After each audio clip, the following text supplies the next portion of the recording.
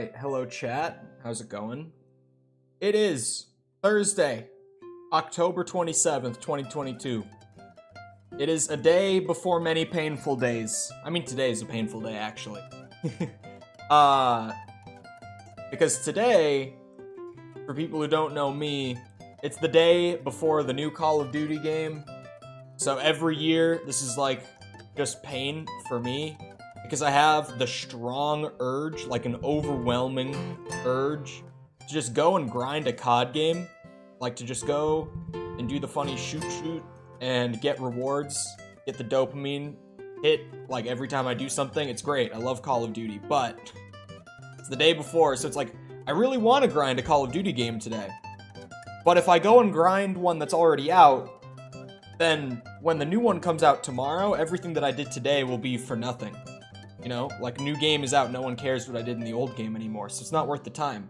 It's also close to the day that who knows when the actual exact date will be, but I did promise that at 1.5K I would be shaving all of this off.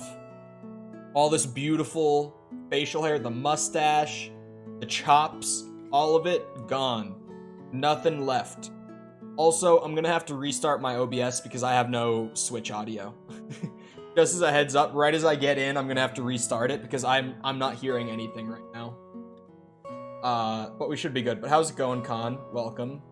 I'm always that teeny bit early because if I'm not, then everyone starts telling me that I'm late.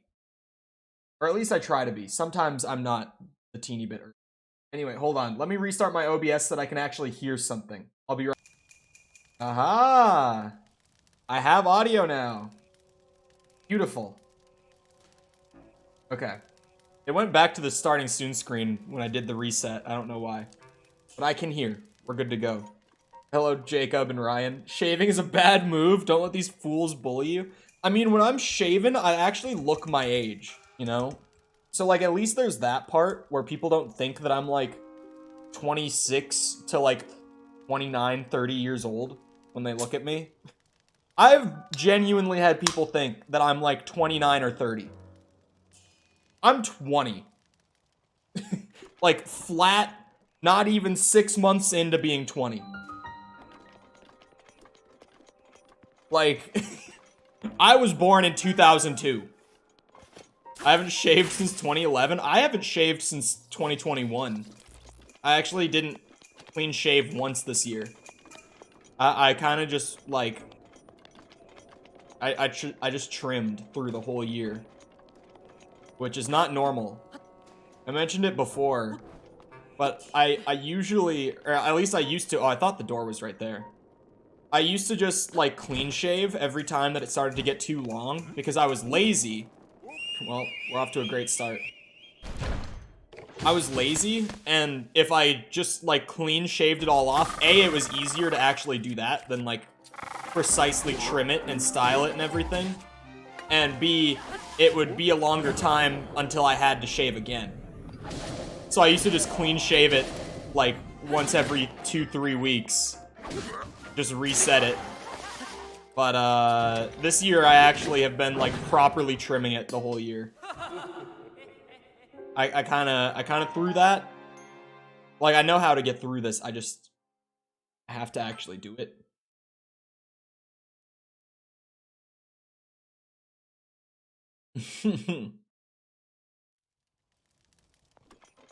That is cheating. My beard grows fast, so No Shave November is, I mean, the Cole lore is that I only have a beard because of No Shave November. I've mentioned this before too on stream, but I never, like, kept my facial hair. I used to just, like, shave every few days. Or, I don't have my stealth armor on. That's what I'm doing. I'm like, huh? I need to have this on. I used to always shave, like, early high school. But then, for No Shave November, my sophomore year, grew the whole beard. People liked it. They were like, hey, nice beard, bro. And I was like, thanks. It's pretty nice. Pretty cozy, honestly. But then Then I shaved on, like, December 1st and went back to school on that Monday, or whatever it was. And everyone was like, yo, what happened to the beard? Like, this is a downgrade. And I was like, it is kind of a downgrade. And ever since then, Cole kept his beard. Since I was, like, 15, I've always had a beard. I rock the beard. Did I just get locked in with him? Yeah, I did. Yeah, these guys are all one-shot. The other day I was being stubborn. Oh no, I'm on this side. The other day I was being stubborn doing this at first. And I was actually forcing myself to fight them. Yeah. I did fairly alright. I had some good runs. But like them always one-shotting you just kind of leads to the inevitable death when you have to fight like 7 of them in this area. So you have to like perfectly fight 7 of them back to back if you want to do it without stealthing it.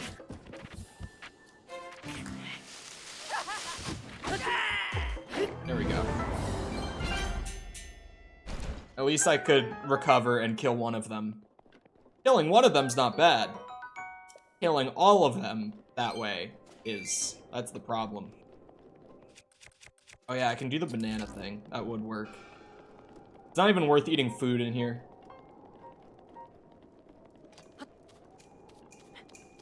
Like, I'm gonna get one shot anyway.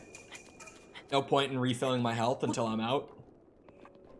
And there's the guys with the bows, but they do like a quarter heart of damage every hit. So I'm not worried about them killing me at all. Even with this armor, they barely do anything. Just gonna steal every banana in this place and be on my way. I have no interest in the main quest. I'm here to rob them of all their bananas. The only reason I'm here.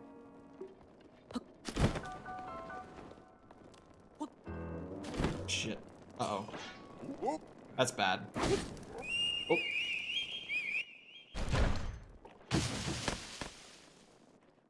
I think I got this.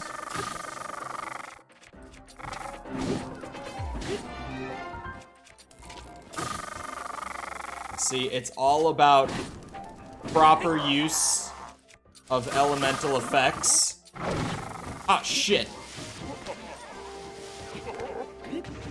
See, but once they start grouping up like this, they become a bit more of a problem.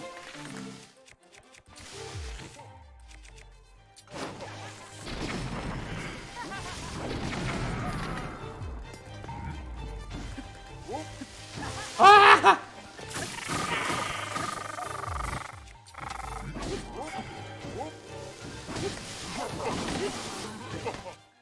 Shit, man. Oh my god, I grabbed the wall by accident. Ah! Leave me alone! I don't think I can freeze them. I think I already tried this. It does stun them. So, you know, that's something. Oh wait, it does freeze them. Wait.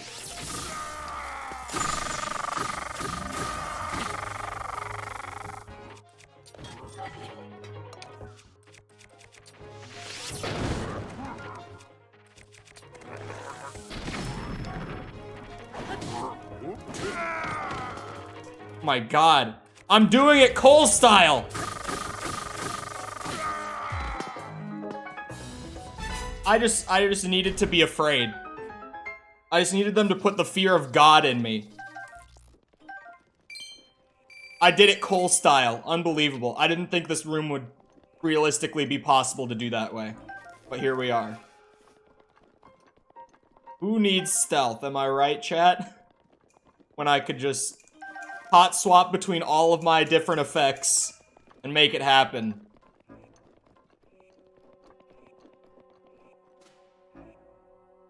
Oh, there we go. I was like, I feel like I'm still missing stuff somewhere.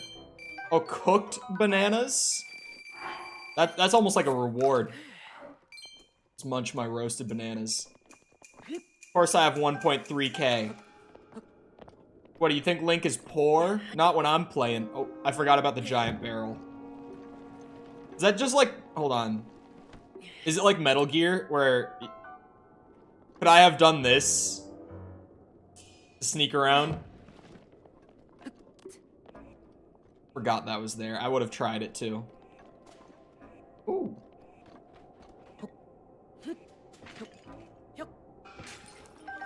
Arrows are nice. It is a stealth mechanic. Let's go.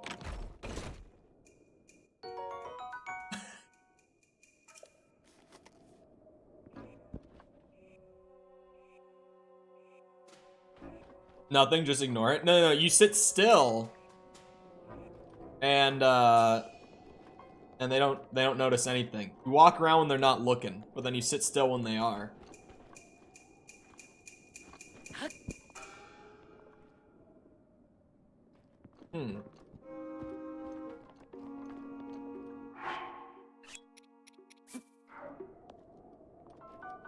I thought maybe I need to put like a banana. Oh no.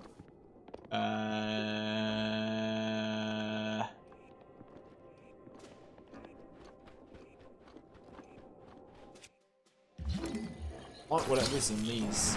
Woo!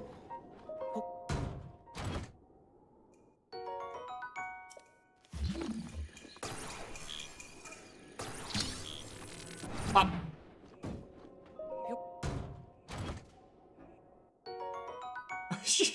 I love the Metal Gear death screens. They're so good. I need to play Solid 4 and 5. Those are the only ones I haven't played now at this point, as far as Metal Gear goes. I even played the old like PC like Metal Gear and Metal Gear 2. I started with those. It was a bad idea, but I did. But hello Smitty, how's it going? I wanted to play Release Order, so I started with like the old really wonky like top-down 2D PC games, Metal Gear 1 and 2. I didn't really like either of them, but I powered through, and then I got to Solid 1, and I was like, yep, this is good. I can play this.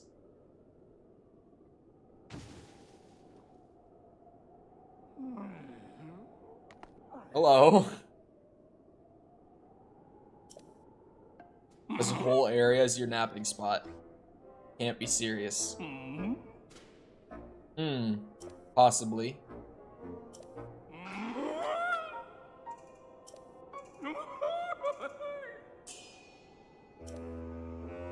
Yep.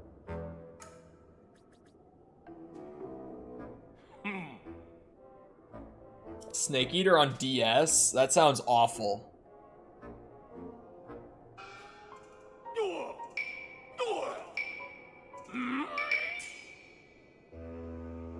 What's his name? Tell me. Koga. Okay. Immediately, boss health bar. We put the good armor on. I'm gonna put the ancient helm on just to style on him. It offers no extra benefit other than looking absolutely. It's going for it. My brain is still warming up for the day. I've barely used it this morning. That's not true. Yeah, the lightning resistance might be good. What the hell? Why do you have a shield? What is this horse shit?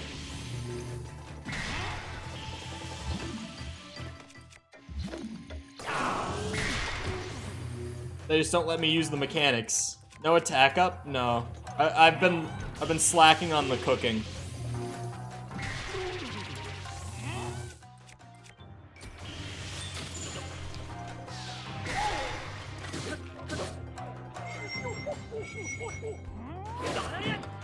Oh, come on. It only hit him once.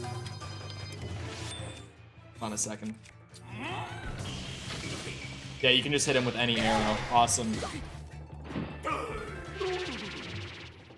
Oh, yeah, take picture. Better than paying for it.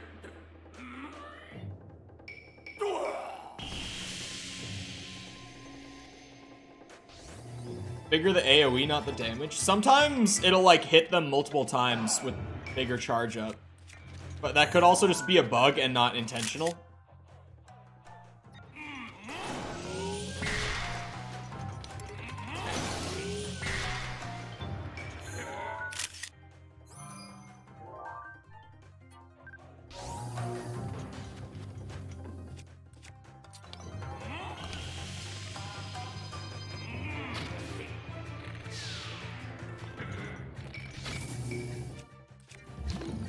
What all can I use on you? Nothing. Just my bow.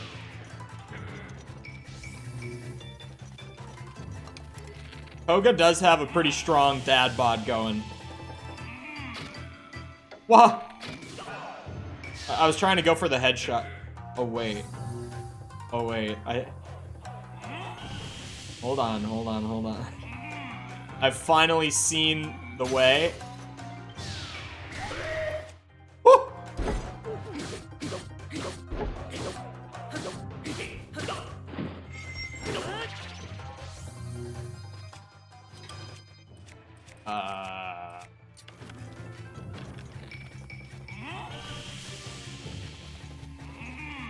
Pulling my classic Overwatch tactic. Aim with the movement, not with the actual cursor.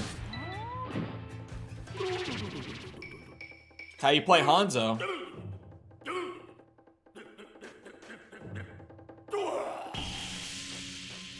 Spiky orb. I was gonna say ball, but then I thought orb and okay. Oh, this one's metal. Dumb bitch. Oh. This. Oh, come on!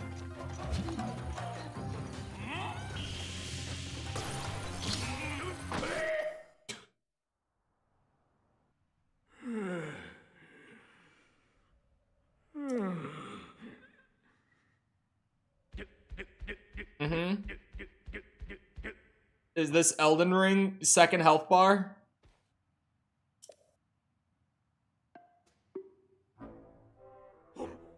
He turns into a giant squid, right?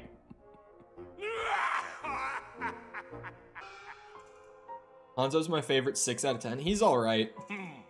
His ult is really good. He can one-shot, but that's about it. Oh, and he's great for stalling on points because of the wall climb. There's that too, don't forget that.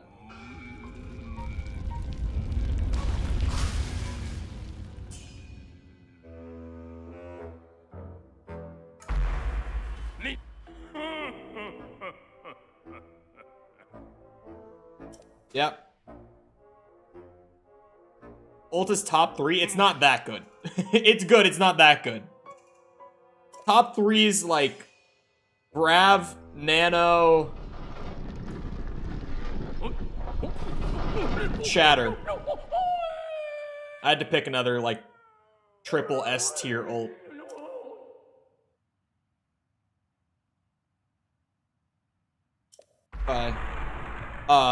Zarya, Ana, and Rein. Those are the 3 that I just said.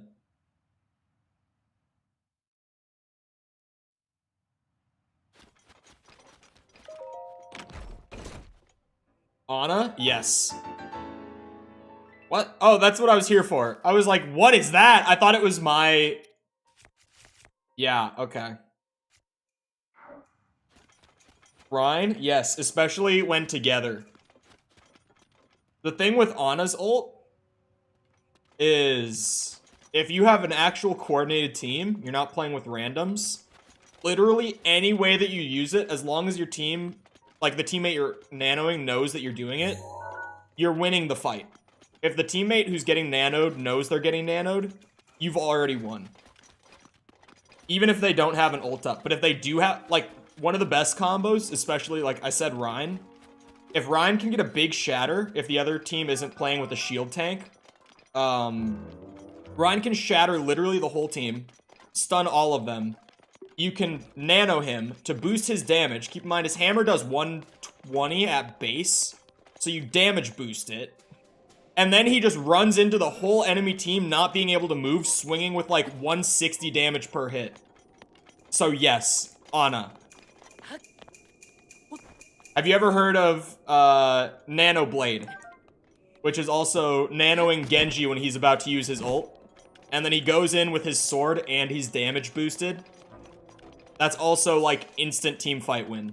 Because you'll pick at least 3 people. Especially now that it's teams of 5. Oh, I can just, yeah, I can do that. I was genuinely running back. Yep. Forgot I had fast travel for a minute there.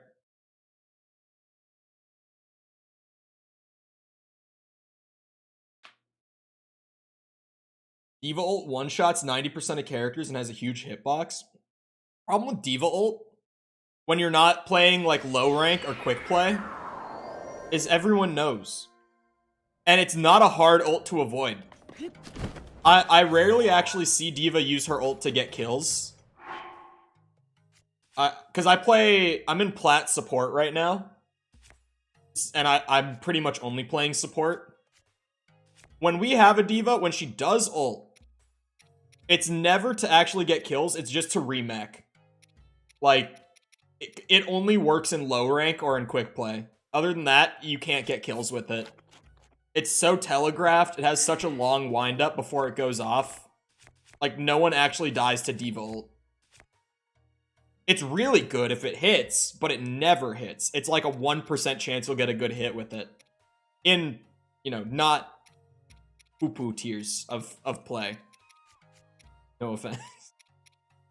You're new. It's okay to be in poo-poo. Where? There's the outfit I'm looking for. I was like, I forgot why I was in my inventory.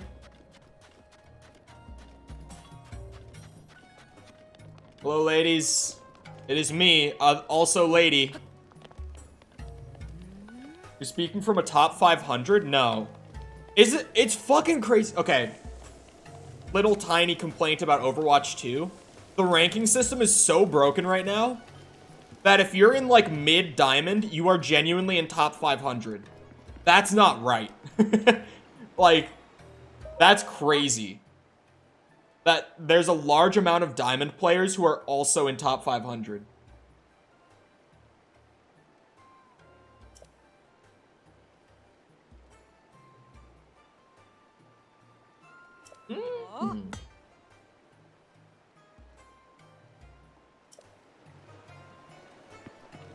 Well, well. Full is diamond 1. I'm plat 4, I think, right now? No, I think 3.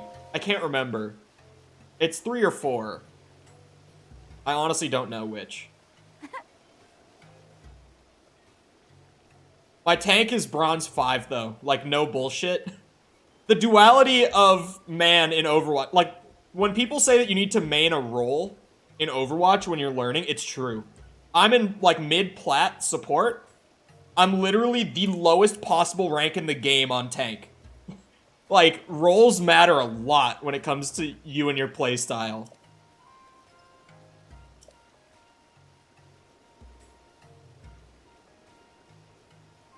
The heirloom? Oh, the hat that I got her, yes. Yep.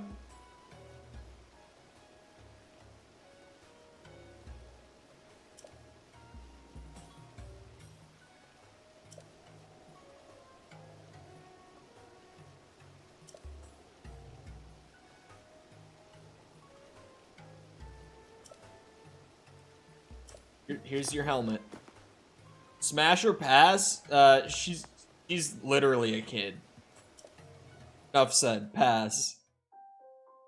Literal child. I wasn't sure if they were gonna do the Japan thing though, where it's like she's actually like 50 years old. But she did just say, I am but a child. Like she literally just gave me confirmation she's still a child, so pass.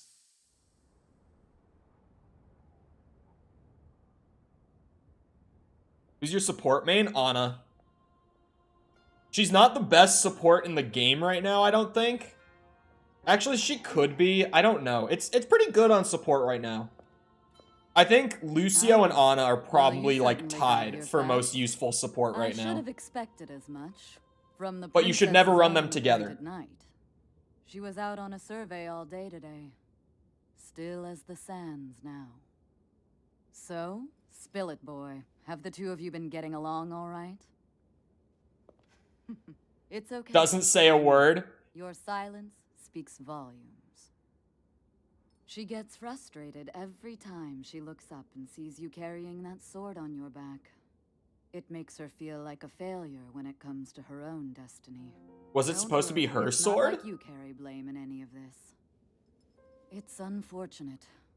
She's put in more than enough time. Ever since she was a young girl, she's gone through rigorous daily routines to show her dedication. She once passed out in the freezing waters trying to access this sealing power. And she has nothing to show for it. That's the motivation driving her research. I'd be doing the same thing. She really is quite special. You be sure to protect her with your life. It's quite the honor. First snipe of the day, I'm letting them have this one. I could have gotten it. It's probably time we take her in. Or... I want my hair stay up. Get up there. What the fuck? You can do that? Rosa! What was that? Did you feel that? Wait, what? How did you... What are you doing here? You know, I just climbed the camel. What's so funny?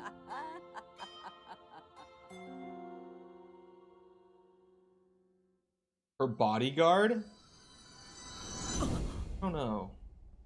Huh? Honestly, I'm conflicted on that one. What matters now is that you can summon lightning from the sky.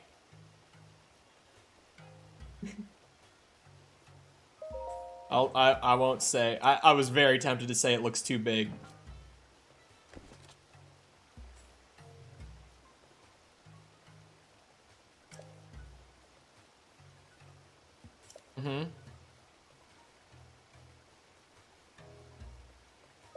Thing. That's why I'm here.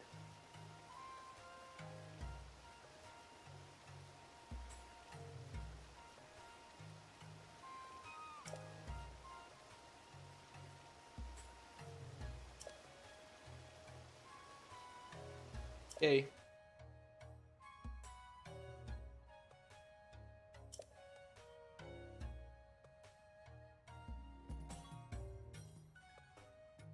Sand seal.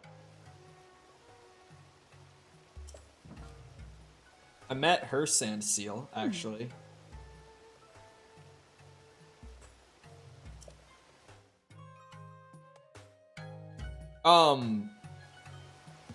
But like, with Mercy Sepper, people who talk shit about Mercy, frankly, have no idea what they're talking about.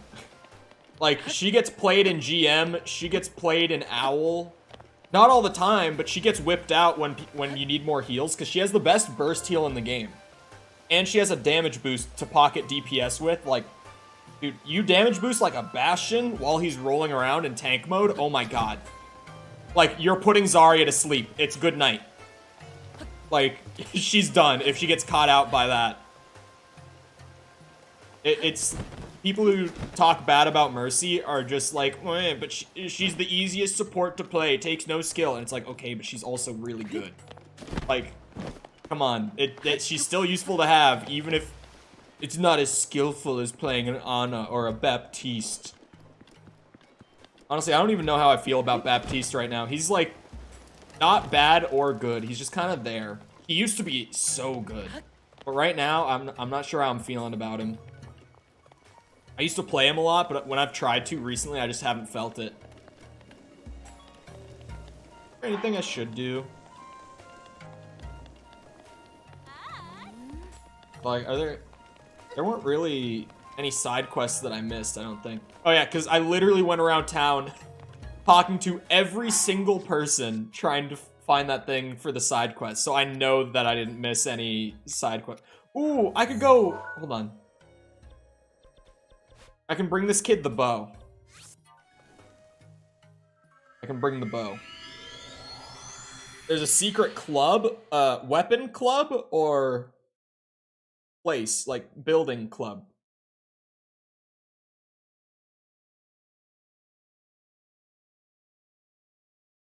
Place? No way. Clothing club. That sounds like an interesting scene. Let me take off the femboy clothes before people are like, what happened to that guy? He used to be so cool in his dorky knight armor. I don't want to be seen outside of Gerudo town in my femboy clothes. Did I track this quest? I didn't. I was like, where is this kid? Why is he not in town like he usually is? That would make sense. Good job, Cole. This kid.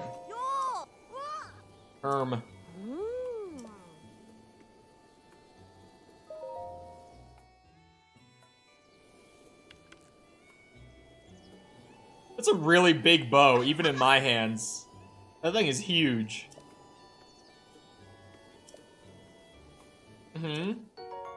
Let's go!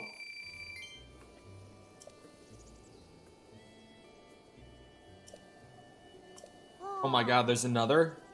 I keep thinking I'm at the end of the quest, and then he comes up with another one. Wait, I might have one of those.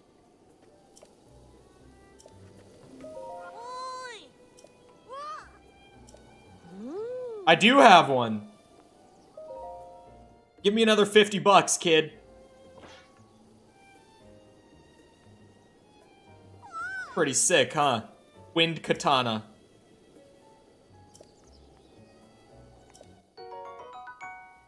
Oh my lord.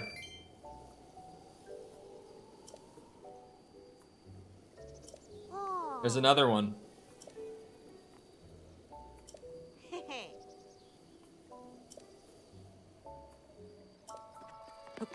This kid, man, he's starting to ask for too much. Will the plus plus work?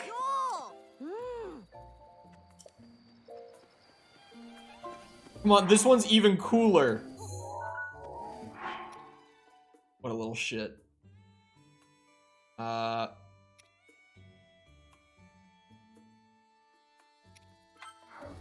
new plan, new plan. He does pay very well. Like, the longer the quest line goes on, honestly, it is just free money for, like, finding random weapons as I play.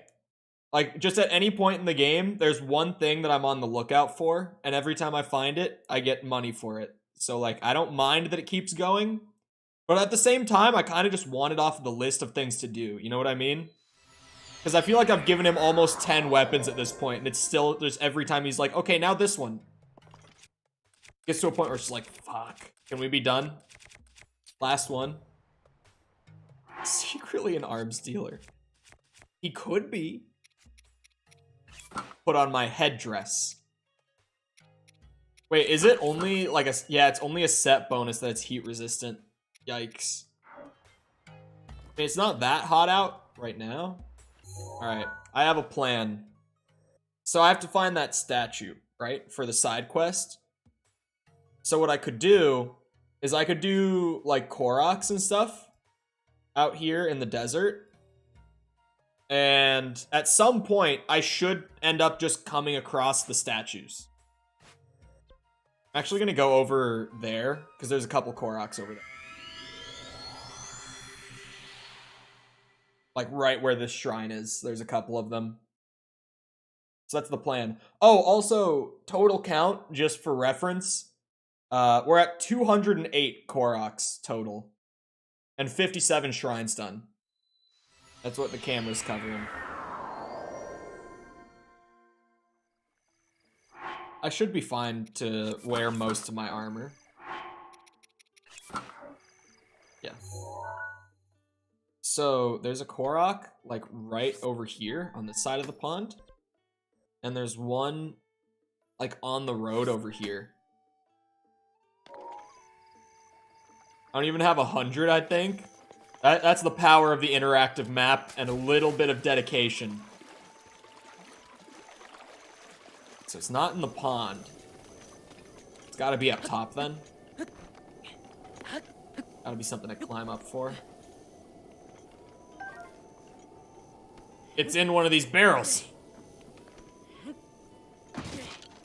No. Worth a shot. It's gotta just be like under a rock or something up here. Sometimes they are that simple.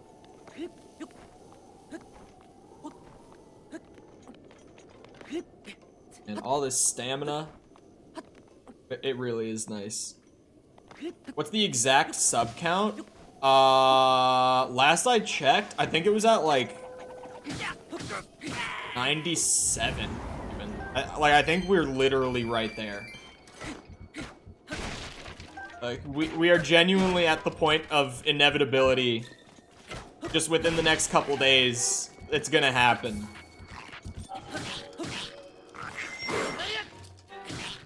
Bonk, bonk, bonk, bonk. Ah!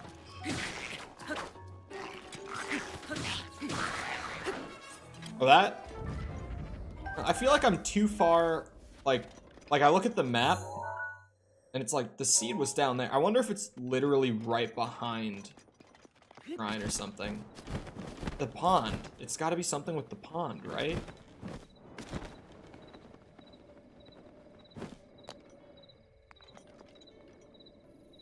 Well. What is it? Map. Oh wait, it is, I zoomed in a little bit, and it is more like off on this wall. I did not click it yet. I just scrolled in a bit, and it is a little more off to the side than it looked like when I was zoomed out. Okay. At least the Master Sword can't break. And it's just kind of a middle-of-the-road weapon. In terms of just everything. Oh, wait. Chest. Quick shot. I'm assuming I just draw it faster with quick shot? Oh, wait, it's a rock. God damn it. What's better, Canadian bacon or regular bacon? I mean, it kind of depends on what you're serving it with or in or etc. Generally speaking, I would say normal bacon, like overall, but Canadian bacon has its moments. You know, like there are some things. Oh, well, I think I might know where this korok seed is. There are things where like Canadian bacon is really, really tasty. I haven't had it in a long time though. Like Canadian bacon in an omelet can be really good.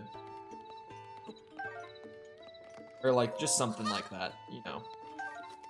If it's in the right thing. Forget Canada and it's bacon. True. Okay. Korok hunting in the desert. There's a couple of them here. Like in this odd structure. One there and one here. That is where we go.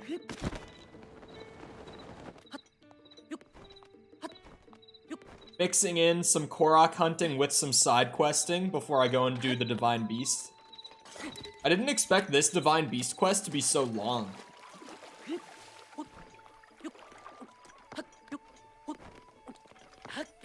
Like, the other ones were maybe an hour and a half, 2 hours each. This one, I feel like it's just because there's so many parts to this, though, mixed in with me doing, like, side quests along the way and stuff. That's honestly probably it. It's gotta be because I've been doing side quests along with it, like, as I've been going. Like, I got into Gerudo Town after a good bit of effort. And then I started doing a bunch of side quests, and then I went to go and get the thing that I just got. And now, like, I could go do the Divine Beast. But now I'm like doing some koroks and some other various side quests. I guess it's just because I've been splitting it up and just kind of doing general stuff in the area this time. Honestly, might be the way to do it. This has not been a bad way by any means. Whoa. I'm looking for one of these then? Got it. I need to find one of these for the side quest, yeah? 1, 2, 3, 4, 5, 6, 7. I need to find one of these. Why is there a thing up there? Hold on.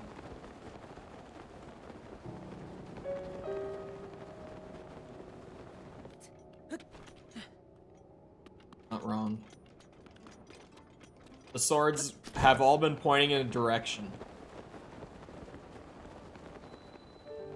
East Gerudo Ruins. That would imply there's a West Gerudo Ruins.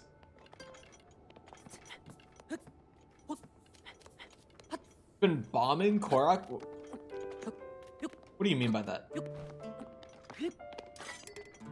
Is that not something that I can interact with? Is that just like a lamp? Hold on. I thought that this was like a switch of some sort.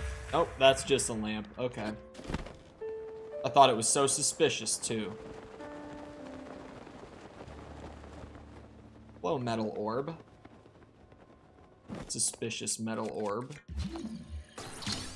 What are you doing?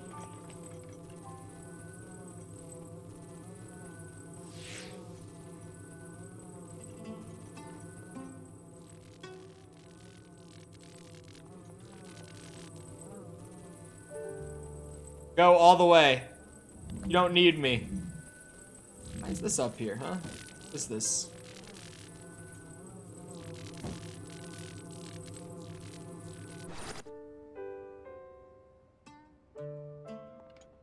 I can't pick it up without the magnet. Uh-oh.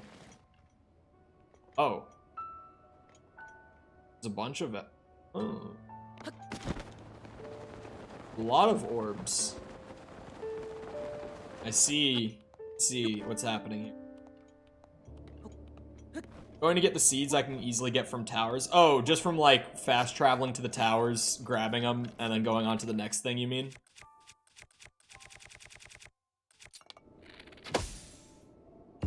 That one was pretty easy, actually. What have I missed? I finished up like getting the thunder helm or whatever it was called. Gave it to the child, who may or may not be a child, but seems like probably is a child. And now instead of going and doing the divine beast, I'm doing korok seeds in the desert and looking for the 8th statue at the same time.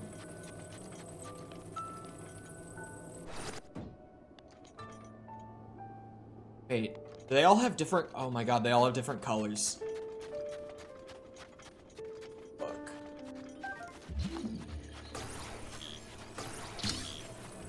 What if I just put all the orbs in a hole? What if I completely ignore the fact that they all have different like colors and symbols and stuff, and I just put ball in hole? What will happen? Ugh.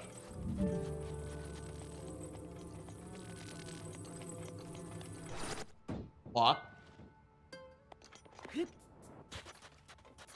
Nothing. No, surely something. Surely all these symbols mean absolutely nothing. They don't matter at all, right? There's no reason. They just have random symbols on them. That's it. Nothing to do with anything. Oh wait, that one already has an orb in it.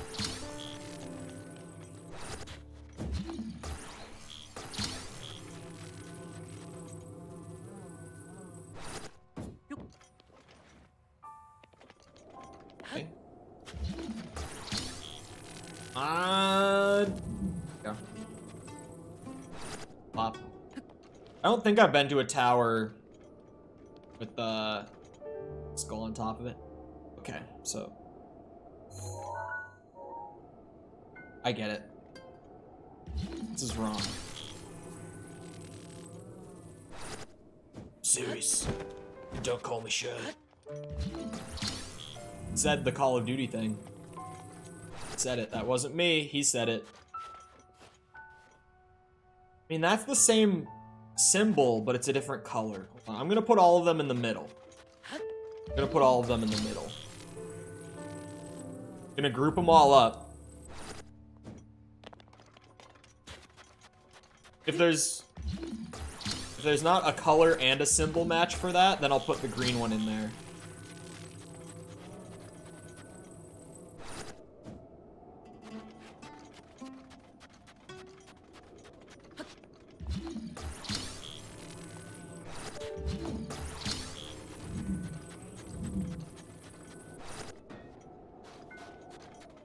Five.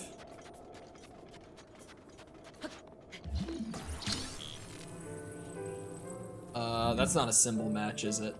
For a second I thought it was, but no, it's not. It's somewhat similar. Okay, yeah, so we do not have a symbol match. Or, sorry, we don't have a symbol and a color match. We only have a symbol match, but I think that might be fine. That goes there then.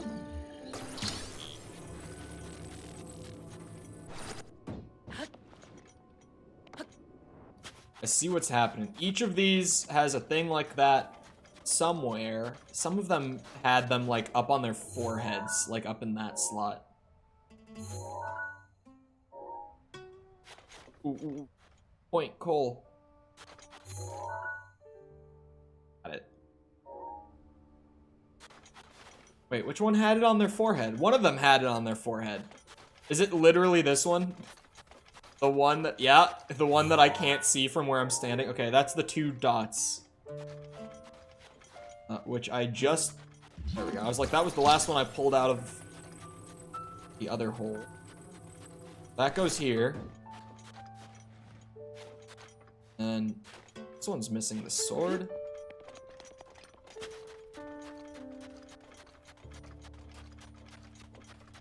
Down here.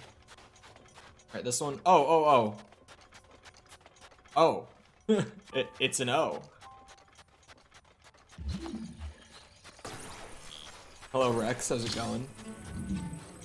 Welcome back. This is in this hole. Okay, so the bottom of this one is buried in the sand. Wait, what's that? What's that? That's like the quotation sort of looking thing.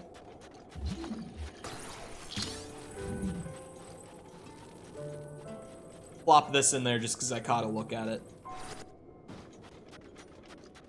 Then I'll go find this one is. Oh.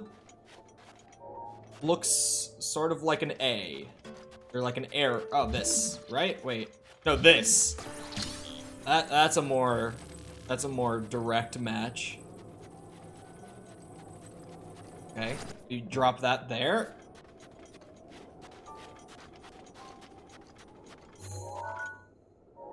Two lines. And process of elimination. I know where the last one goes.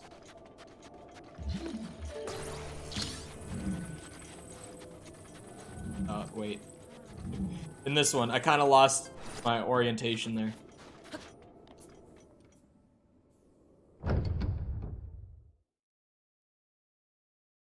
That unlocked something. An 8th statue, perhaps? A shrine? Let's go! That was a good puzzle. If it was like a korok seed, it would have not been worth how much effort it took. But a shrine is a good reward.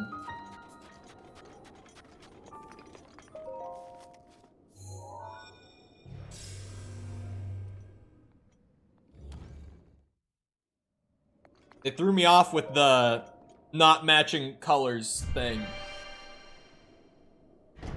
But yeah, like as you play a game more, you kind of get more used to, I guess, how they do puzzles. You could call it like the rules or the language that they use for like puzzles, sort of. Like the painful stuff of me on like days 1 through 3, looking at a water puzzle where all I have to do is put an ice block under a gate to raise it.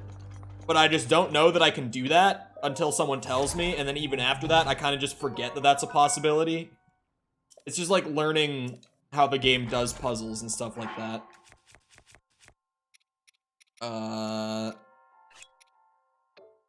Oh, this spear is terrible. As much as I love the Zora gear, that spear is just not the move. I'll take the flame spear instead. Also, free orb. No shrine puzzle afterwards. The best kind of shrine, where you have a puzzle to get in, but then you just get a free weapon and orb.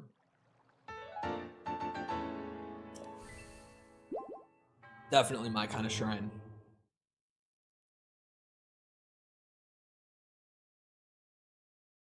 I almost, like...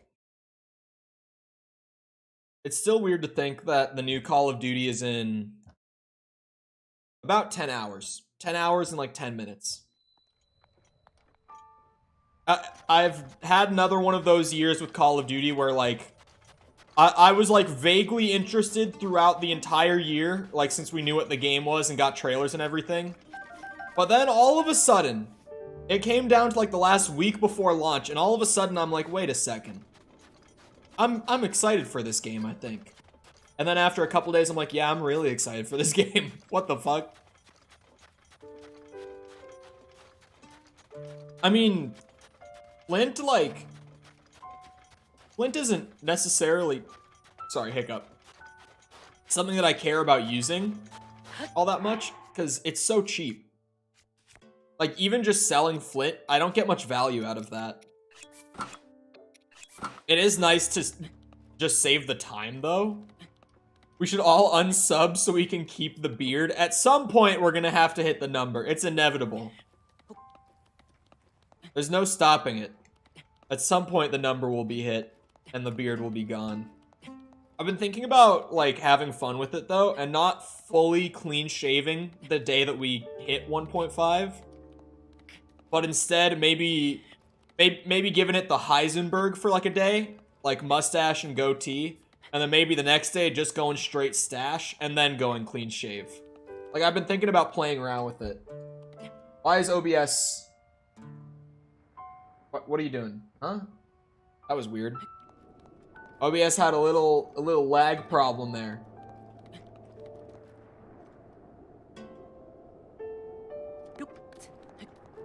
So, no, looks like we're good. I don't like when it does that. I don't like when it has no reason to lag, but it does. That's the most concerning. For sure. The audio's not delayed on stream, is it? Has anyone noticed audio delay? Because it looks like it could be from the way I'm looking at it. But sometimes I think the audio's super delayed and everyone's like, no, it seems good. But it looks like the video is going through and then the audio's coming in like half a second to a second later. But that could just be the way it's displaying to me. Wouldn't be the first time. So I got a couple koroks. I got a shrine. Not the 8th statue. But it's something. Totally on point? Okay, never mind then. It looks really weird. The way... I think it's just like my audio monitor is lagging. Because even like the latency between the two computers is better than it normally is. Where, I guess what I mean by that is... Because I use, like, my desktop to, like, actually capture and record stuff. But then I use my laptop to encode the video and send it out, right? Like, I have a connection between the two of them.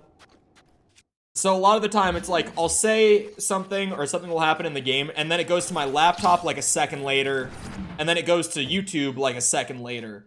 Like, there's, like, a full 2-second, 3-second delay most of the time. Still have an Ethernet cable running around your house? Yeah. Two of them. They're cable tied together, though. Zip tied together. Like, at multiple points. So that it's pretty much just, like, as if it was one thick cable. But yeah, they both have an Ethernet that goes into the router. And then I bet your mom loves that. Oh yeah, she does.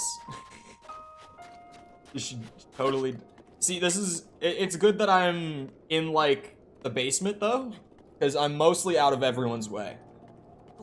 The only time that it bothers them is like if they want to come down into like the storage room. The storage room actually happens to be where the router is.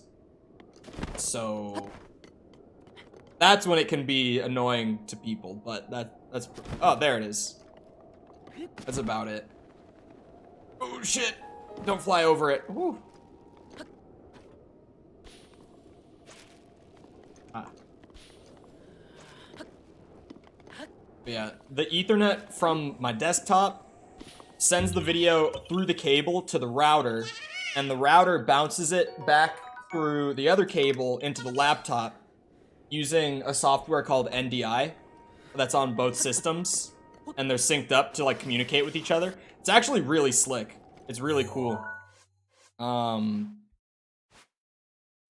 is actually, I found out about it from a buddy of mine who works tech on like concerts and like events and stuff, because they use it for like, you know how you go to a concert and they've got like the cameras that are streaming to the big screens for people who are like sitting way far back, right?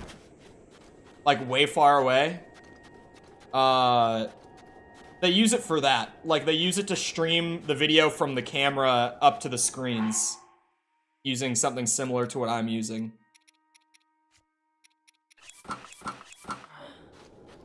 Entering chat, or entering the stream, and first message I see on chat is, I bet your mom loves that. Yeah, talking about me running 2 Ethernet cables. Which product is it? I'm gonna be honest, I don't remember. I set it up back in, like, late 2020 was when I first started using it. Well, let me see what it is. What NDI tool do I have on it? Please don't break things, me opening my NDI up.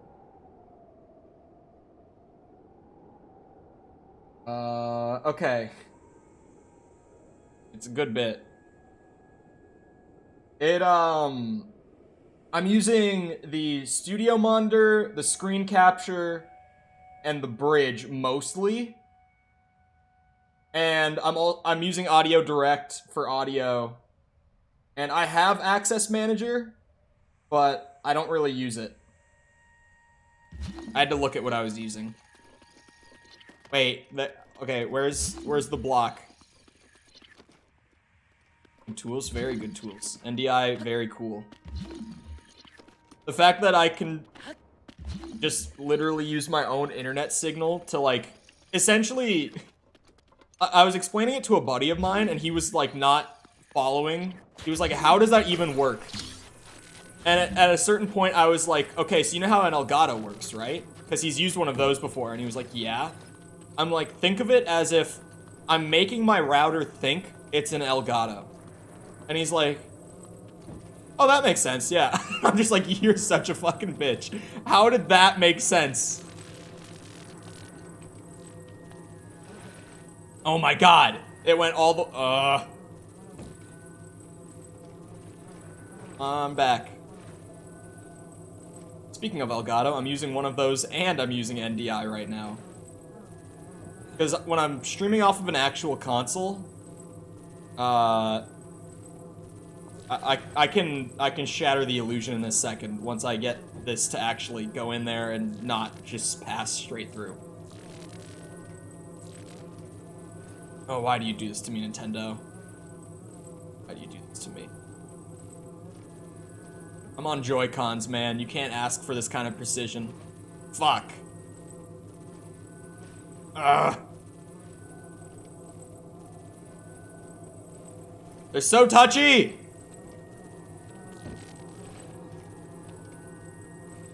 Fuck.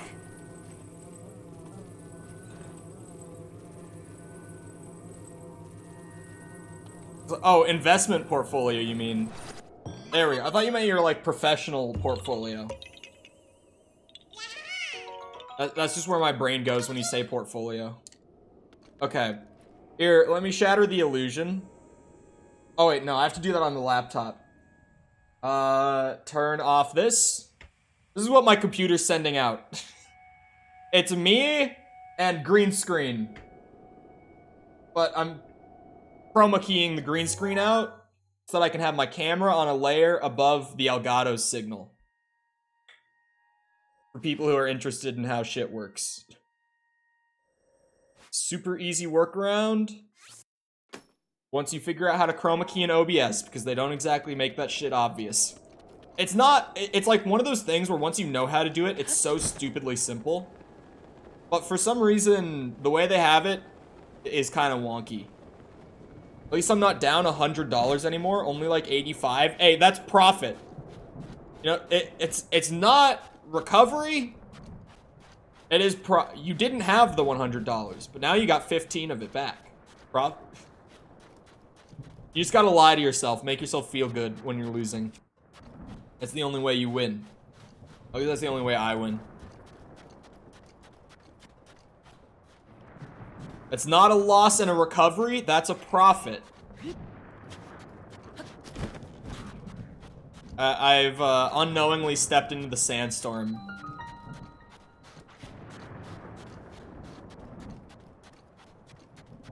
I'm gonna not do that right now. Uh-oh, or maybe I will. Uh-oh. That's probably not good, right? That's probably bad. Oh, Jesus.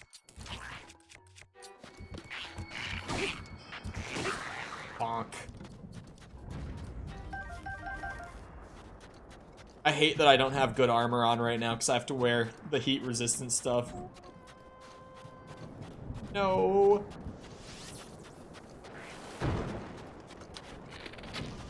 Oh, come on. Oh! That hurt. Good bit. Oh, yeah. Wait. I'm kind of stupid for that one. I'm not gonna lie. I had heat-resistant food.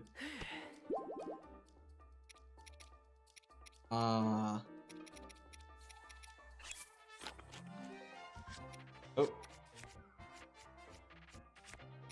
Oh, chat, I'm gonna be honest about Gotham Knights, right?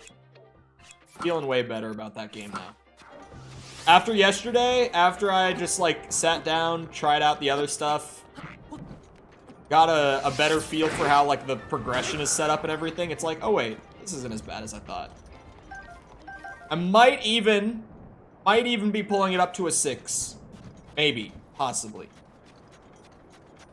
Not on the basis of, like, the technical stuff working well, because it really doesn't all that much. But, like, it's enjoyable to just sit there and beat up bad guys, and then occasionally get, like, big rewards. Alright, Korok Seed, where are you at? Oh. I see what's happening. Yeah, it's definitely still, like, it's not great, but it's not necessarily like the 4 to 5 out of 10 that I thought it was. It's definitely better than that.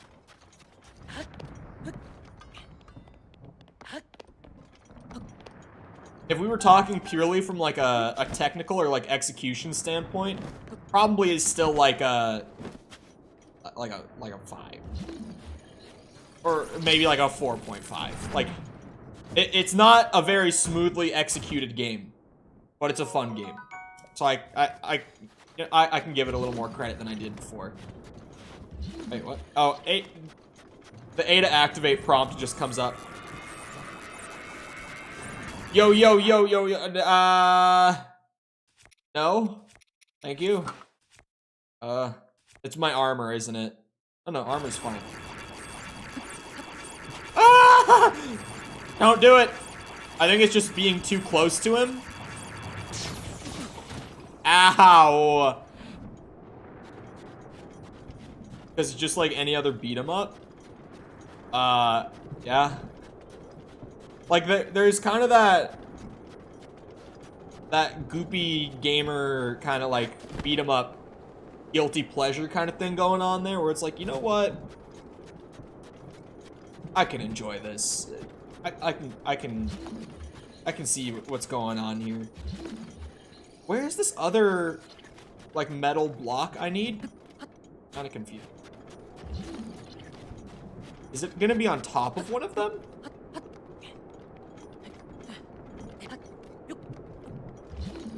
Like I see. So confused. I see what I'm supposed to be doing. Oh wait! Holy shit! Okay. It was a bit of a wild goose chase. Thanks Nintendo for that one. I got it. Needs to go there.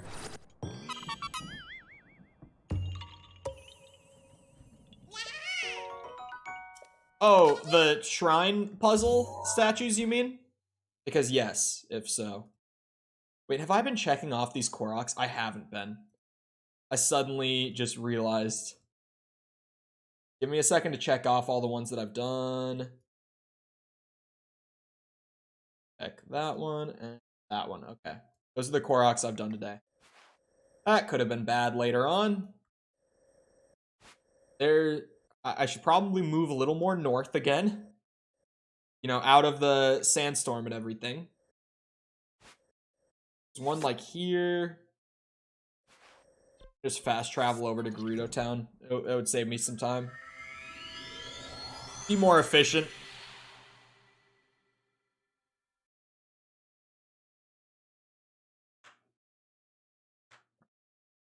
Yeah, that's what I was saying earlier. Like, definitely, now that I've seen the giant statues, I think I know what I might be looking for. It ain't no 10-foot statue. More like a 100-foot statue.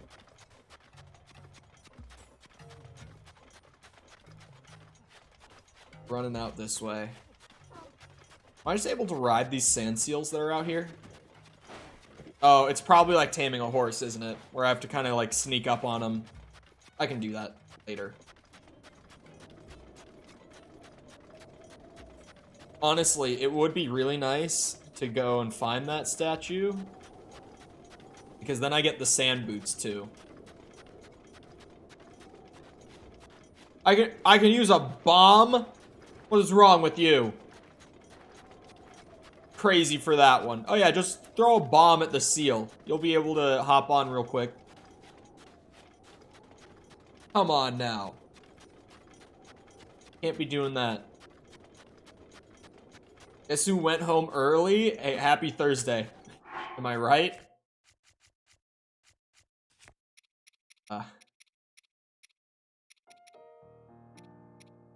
Man, I have no good food that doesn't have a status effect on it. Or like a stamina refill. I just need to go cook some food, honestly. But how's it going, Ace? Welcome.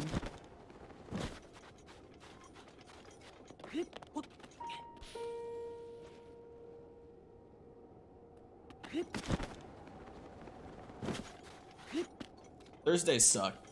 Because, like, you have the knowledge that tomorrow's Friday. And Friday is hype because it's like, you know, one more day before the weekend.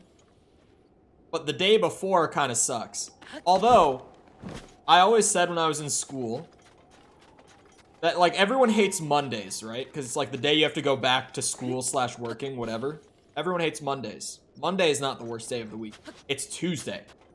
It's the second day back. Knowing that you have that day ahead, like when you wake up in the morning on a Tuesday, and you know that you have that whole day ahead of you, and then a whole 3 days after that before you get another weekend. That's the worst day. That's what I hate. What is IEP drama? What is that? Easy Korok. Check that off the list. I always hated Tuesdays more than any other day. Easily. Just the worst. Oh, independent. Oh, I've been out of high school for so long. I haven't even been out of I've been out of high school for 2.5 years. Ugh. I've been... Oh, my. Yep. Pain.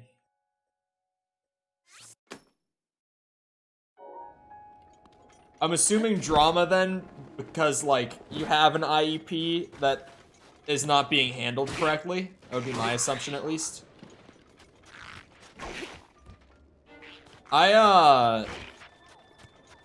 In school, in high school, I was in, like, I had a class every semester. It wasn't a class. It wasn't a class. But it was a class period that I had every semester. And it was called Learning Lab. And it was because... It was because of my ADHD.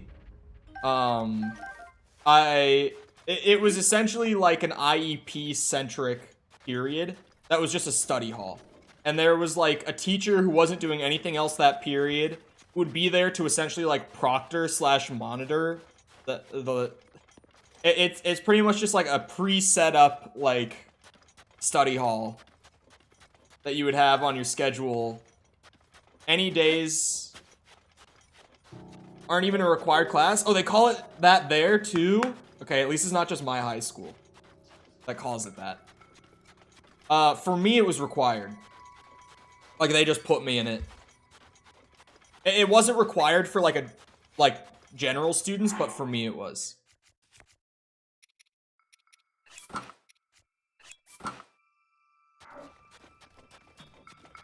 I got the cold resistance and the heat resistance. I do have study skills. It's a class that gives you time to do your homework, which is a blessing. Oh, man.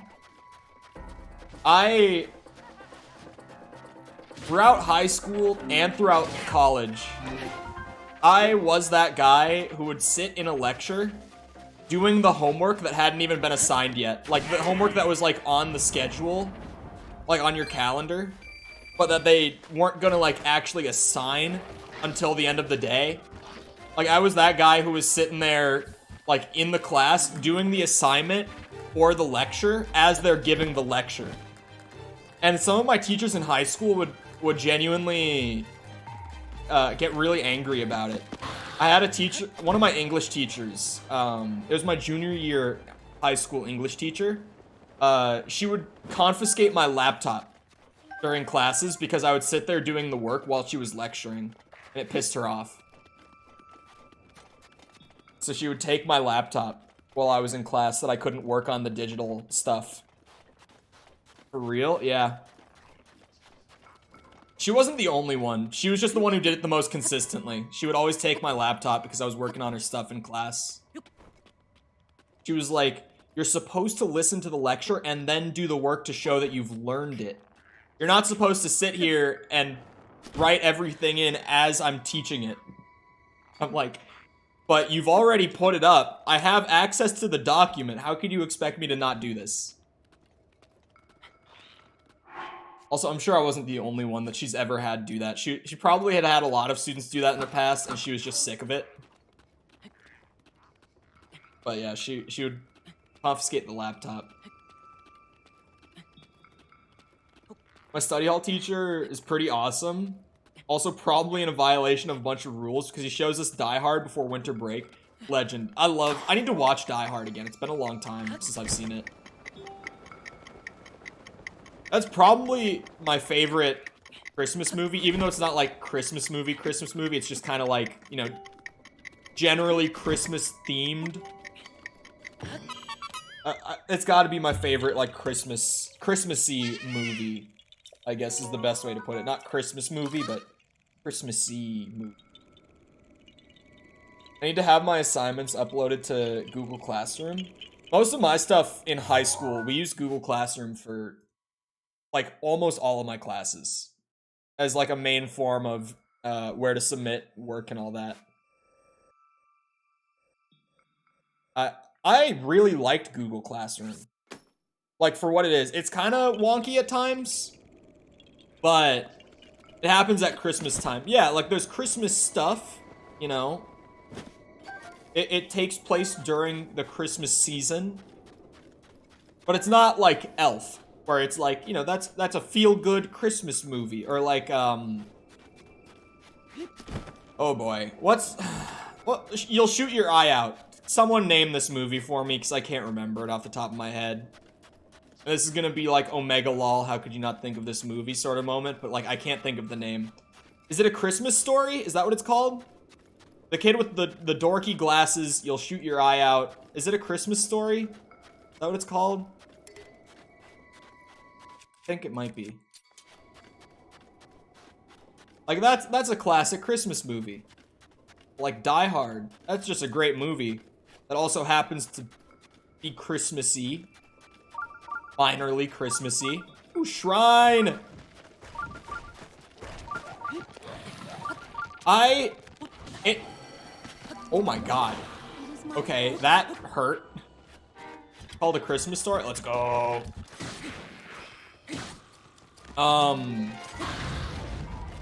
When they... Okay, most people probably won't even know this, so I should just say. During Call of Duty Black Ops Cold Wars season a couple years ago, I guess this would have been like only a year and a few months ago. Because, yeah. Throughout 2021, Cold War's like main season of content was running. And they did like a big event called 80s Action Heroes like last summer. And they added in it was Rambo. You could buy Rambo as a character to play as in like multiplayer and zombies and all that. And Bruce McClane from Die Hard. And I wanted both of them so bad, but they were like, it's Call of Duty, so they were like $20 each. And I was like, I would rock Rambo and Bruce McClane. But that is such a stupidly overpriced cosmetic item. There's no way in hell I'm buying either of them. I never did. I kind of regret it, but at the same time, I kind of stand by it. 20 bucks for each of them is ridiculous. I think there was a bundle with both for like $35 or something like that. You know, and it's just like, I would have bought that if it was anywhere near reasonably priced, but $20 per character skin is crazy. But now, look at Overwatch 2. Has anyone seen what the new Overwatch 2, like, store looks like now that they've taken loot boxes out of Overwatch officially? It's kind of crazy. Because, like, Overwatch skins have always been really good, and the loot boxes have always meant that, like, if you consistently played the game, you would have a lot of good skins. Like, I have a lot of great Overwatch skins, but the only money I've ever spent on Overwatch was just initially buying the game. Like, I never paid for cosmetics in that game. But now they've taken loot boxes out. And they've added in, like, a Fortnite kind of style shop, like your more standard cosmetic shop in gaming nowadays. Where it's like, they put up items for a limited time rotation, and you can buy it for the set price. Oh, yes. Bruce McClane. John McClane, Bruce Willis. You put it together. Yeah. Bruce Willis. It really, like, it literally... Yeah. Sylvester Stallone and Bruce Willis were in the game. It was great. But what was I gonna say? What was I talking about? Fuck. Now I lost it. Yeah, the Overwatch shop. Overwatch shop. The new Halloween event started a couple days ago. And I was like, oh, let me go and look at all the new character skins, because they also have new characters now, right? So they all have like a new Halloween-themed skin. And I've been playing a lot of Kiriko. Do they not even have loot? No, loot boxes are totally gone from Overwatch. Like, they don't exist anymore. They are completely gone now. They only have the shop at this point. But, you know, I went to look at the new skins the other night, playing with some buddies, and the Kiriko skin, they have like a Kiriko witch skin that looks pretty good. It's a well-made skin. And right now, it's like, it's on sale. It's like 30% off or something at like $24 for the skin. On sale, it's $24 for one skin. I think the original price that it's marked down from is like $32 or something like that. I can't remember exactly what it was. But I remember that it was on sale for $24. Oh, wait. That's crazy.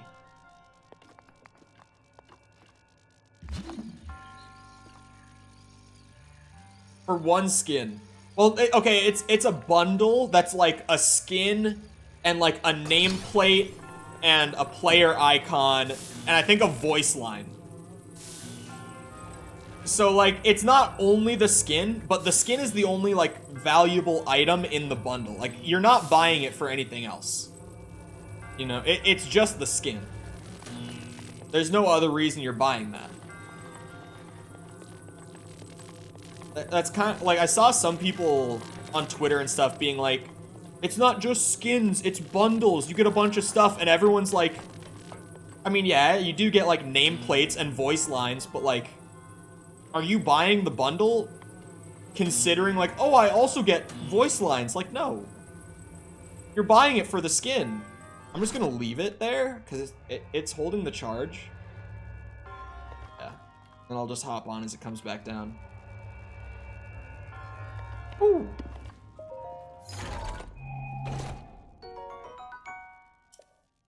Oh, wait.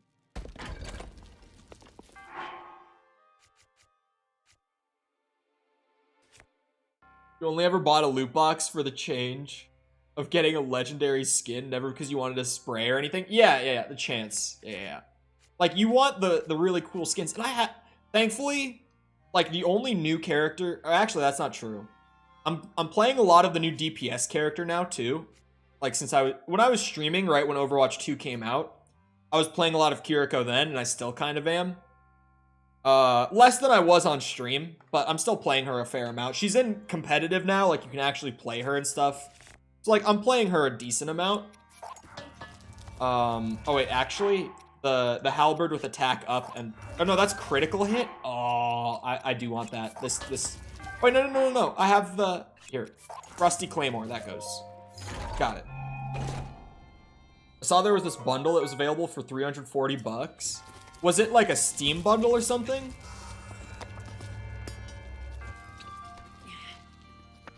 Yeah, man. It's like... Thankfully, I have cool skins for most characters in Overwatch. Like, I have a legendary for... almost every single character I actually play. Like a legendary that I really like too. I have like 5 legendary skins for Ana. Because when I would get credits, I would use them to buy Ana skins. I was trying to collect all the legendaries back when I played a lot.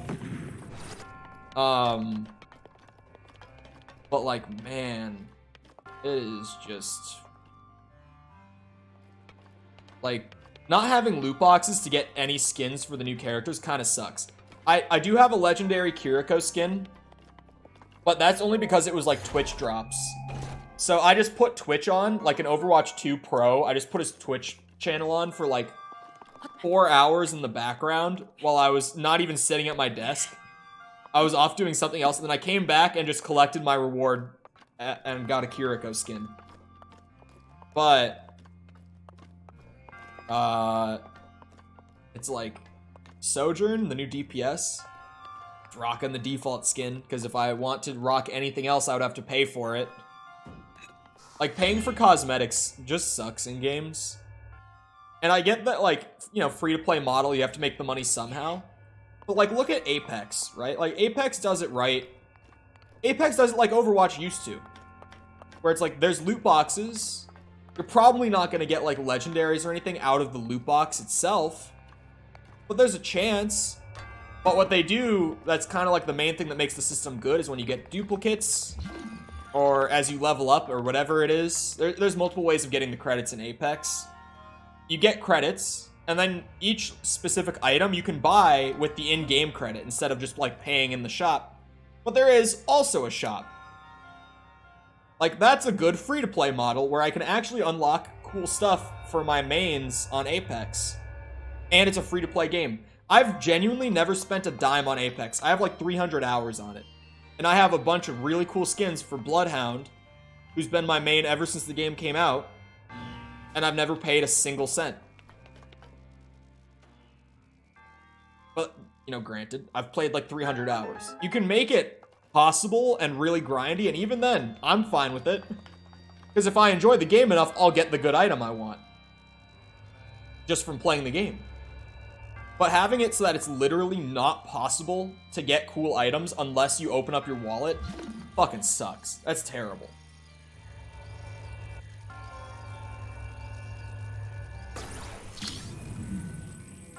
Like Call of Duty does it where they have like this the kind of generic-y item shop like Overwatch and Fortnite do. But like, I don't care about Call of Duty skins. Like at all. I don't care about what my character looks like running around in Call of Duty, so it doesn't bother me there. But like Overwatch and Apex, like those games have really, really cool skins that you really want to have. You see other people with them, you're like, damn, I want to look like that. Just can't. It's like, pay up. Give money. Capitalism at its finest, yes.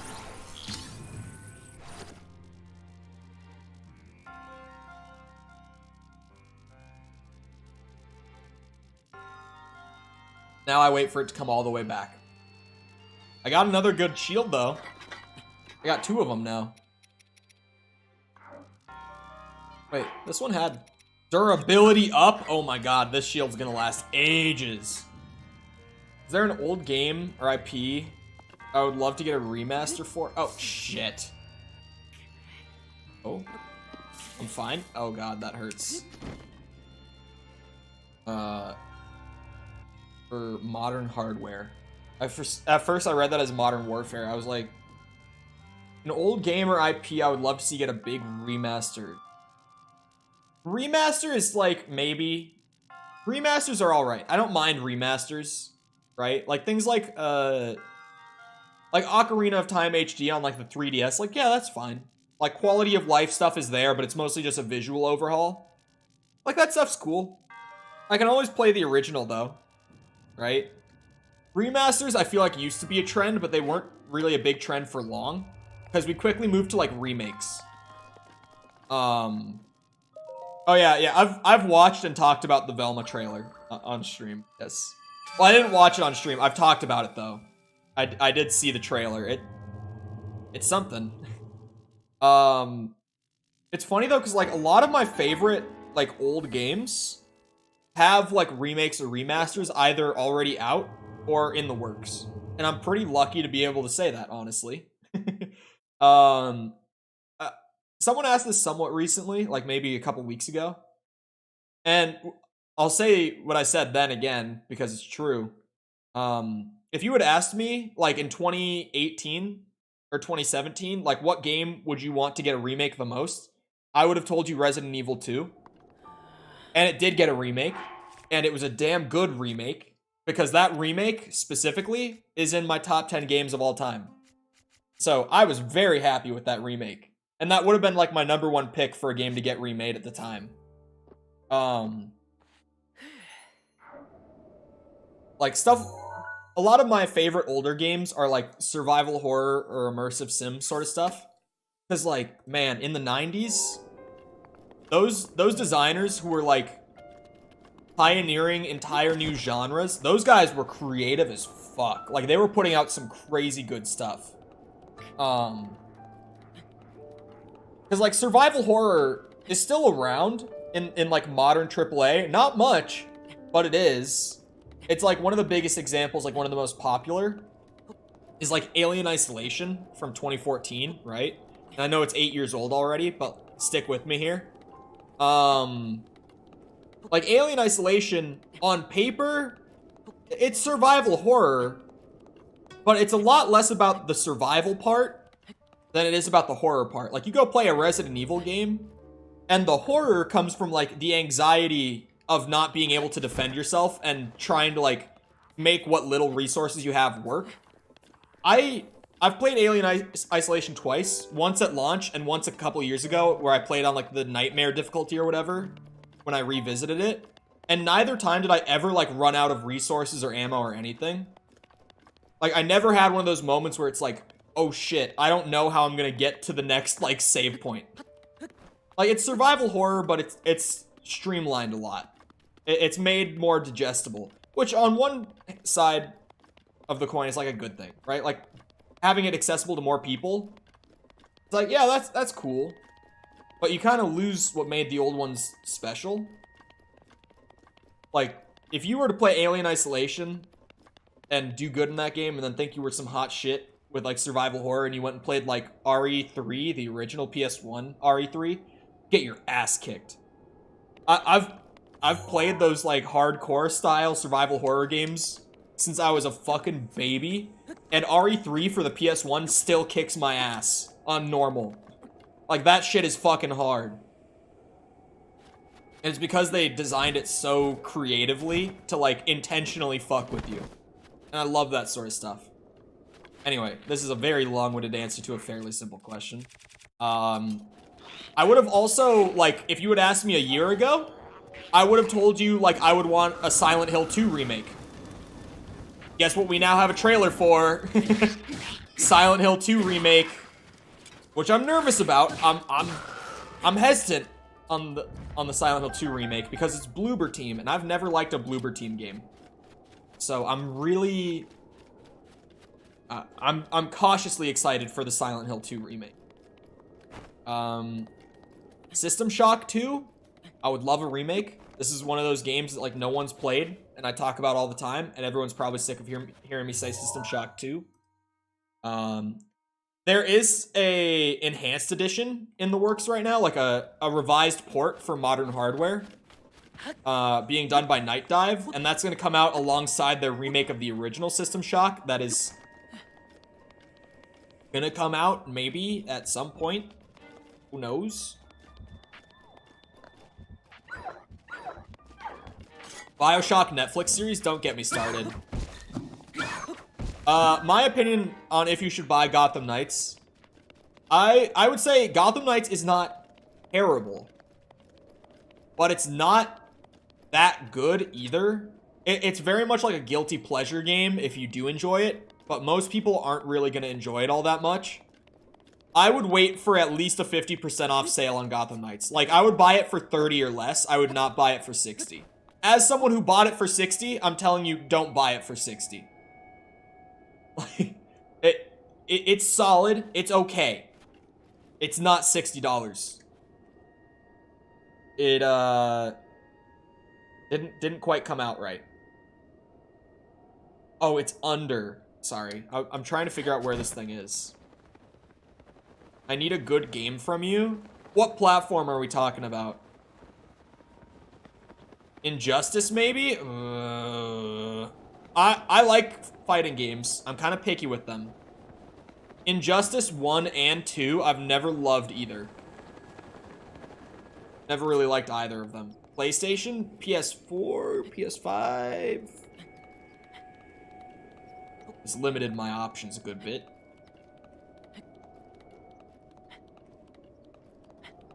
Most of my favorite games are old. I got a horror game you could do for a Halloween special stream. Oh, I don't think I'm going to be doing a Halloween stream. Again, I could. However, I have a couple videos recorded. But, like, take with a grain of salt. Neither of them have started editing yet.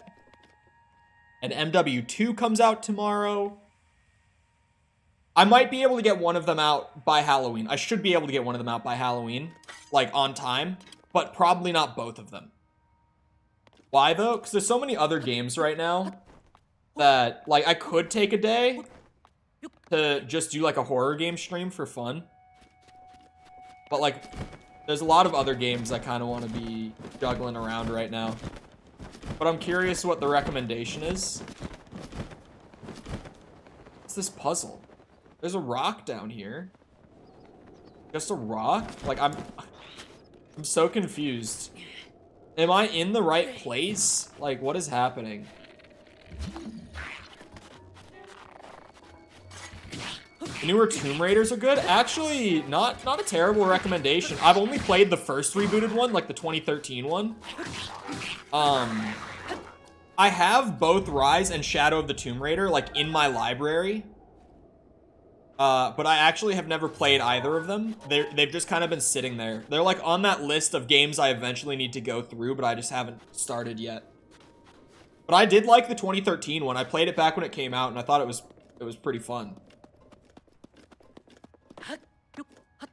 A game called Dark Deception? I think I've heard the name.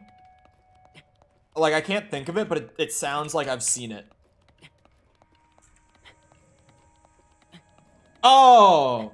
Dude, this shit's been out, or at least it's, like, been around in, like, early access for so long. I saw Markiplier play, like, an early demo of this shit in, like, 2014, I feel like. It says the release date was 2018, so that must have been, like, early access. But holy shit, yeah. As soon as I saw that monkey, like, yeah, the symbol monkey chasing you through the maze thing. Forgot about Markiplier? How did you forget about Markiplier? He's starting an OnlyFans. The fuck? Come on now. Just officially, so that it's on the record, that puts us at 4 Coles, Sepper 1 for the day. Always winning on the bot snipes, you know it. Sorry, just had to make sure everyone was on the same page here. Oh! Magnet thing. Something. That's something. Sepper mid. For real. It's a shield. Doesn't get me a korok, but it's something. Is this, like, marked in the wrong spot on the map? Or, I'm in the wrong spot on the map. It's further down. I'm kind of dumb for this one.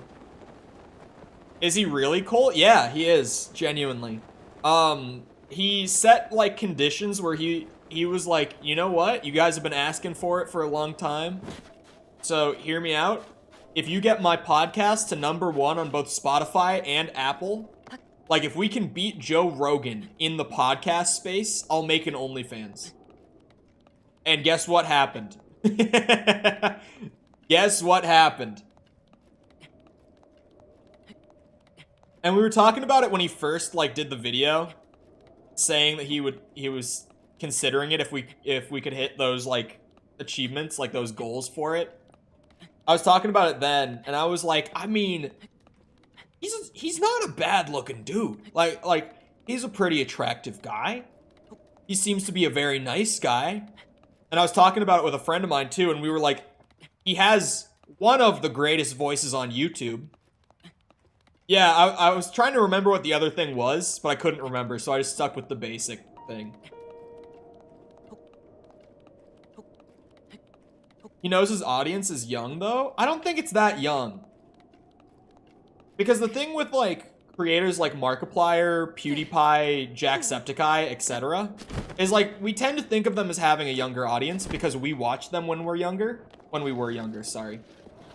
But it's one of those things where, like, on YouTube, we've seen it more and more over time. When you start out on YouTube catering towards a younger audience, in the case of Markiplier, like, he very much catered towards, like, a standard demographic of, like, 13, 14, like a decade ago. But it's like, a lot of that old audience is now still his audience. Like, I still watch Markiplier on occasion. When he pops up in my recommended, I click. It's not super often, but I do. I mean, that's how I have, like, a general pulse on, like, what the flavor of the month horror games are. It's the only reason I know what the Mortuary Assistant actually is. I guess, for the sake of transparency, I've actually played Mortuary Assistant now, in my free time. A buddy of mine was like, bro, I got this horror game. It's so scary, it'll make you shit yourself. I was like, alright, what is it? Give me the name, I'll search it up. And he was like, for those also out of the loop on this shit, I tend to be a little bit, unscarable with horror games. probably because of my childhood trauma playing Resident Evil and Silent Hill and such. Hashtag responsible parents. And it's like a running joke in our friend group that like they try to find games that will actually scare me. And within like the last 5 years, the only successful one that like actually got me to scream was the Five Nights at Freddy's VR game. It got one yell out of me when I got jump scared because I was not ready for it. And when you're in VR, it's a totally different thing. Like horror games in VR are way more tense than on desktop. It's a thing where like Phasmophobia on desktop, baby game. Phasmophobia in VR gets the anxiety going a good bit. We get this man to 1.5, we're right there too. We are right there. For those out of the loop who might want to join his quest, at 1.5k I have to shave all my facial hair off. I have to shave my beard, my mustache, the chops, all of it. It's all gotta go. All gotta go. So, we're right there. God, no. I was saying earlier, I think I'm gonna play around with it, though. Where, like, first day after we get 1.5k, I think I'll just shave the chops and we'll rock the Heisenberg for a stream. Like, mustache and goatee. And then the next day after that, I might shave it into just a stash. And then I might just, you know, take it all off, take the stash off, and then we're actual clean shave. Lashes too, not eyelashes. Facial hair below eye level. The eyelashes stay. As thick and bushy as they are, they might grow back quick. I don't know, I've never shaved my eyelashes. Or eyebrows. Sorry, eyebrows. He said lashes. And yeah. I've never shaved either of them. What are we doing in game? I was trying to find this puzzle. I was lost. And then I was trying to climb up here, but I was failing, so I had to go up and around. Even with the climbing gear and all the stamina I have, this was a steep climb. Could probably grow it back in a month. Oh, the beard? It'll be back in like 2 or 3 weeks. The beard, my beard grows back really quick. Hold on. I can snipe the bot, but I'm actually at a disadvantage here. The chat on my phone froze up. And I normally use my phone for like quick snipes while I'm streaming. But there it is.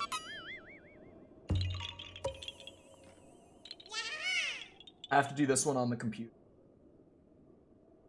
Okay, I clicked the right person. I thought I accidentally clicked Muhammad for a second, and then I was like, uh-oh.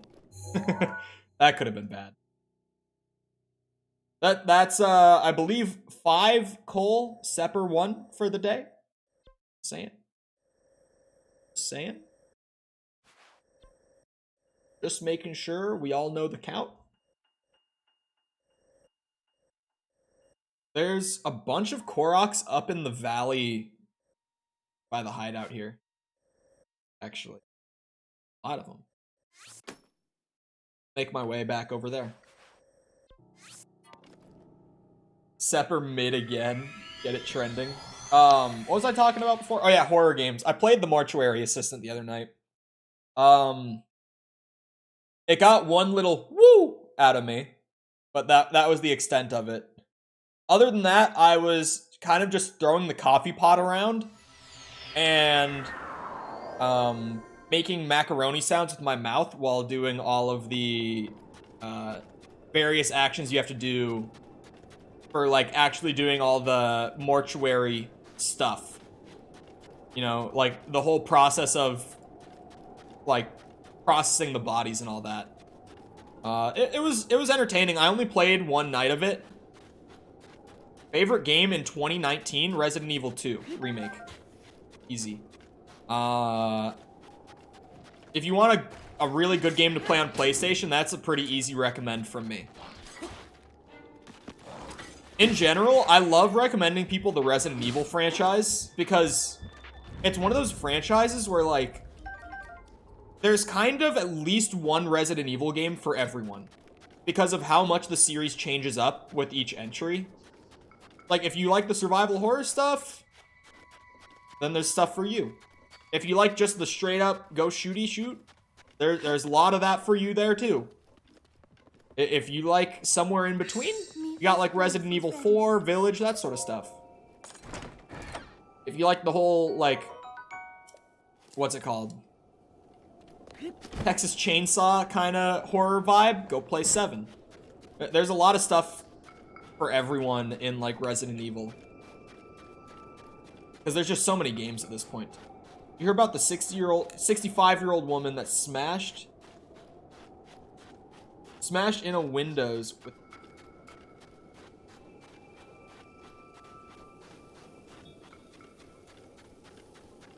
I need to get a soundboard again. I really... I really want to have a soundboard button of Samuel L. Jackson in Pulp Fiction, the English motherfucker. Do you speak it? I need to have that on a soundboard. I need to. But what? Huh? Give me your rules now? Rules for what? General rules are in the description. Smile.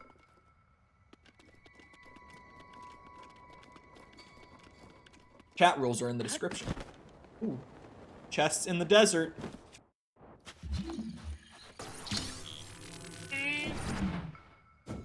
My rupees. I earned these. Ooh, thank God. I was down to my last arrow.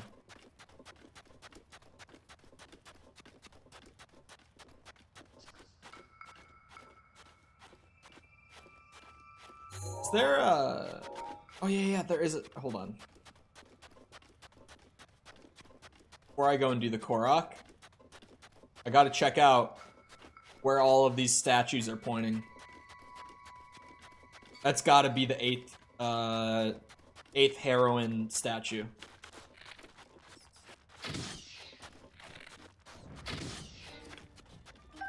You have 5 rupees?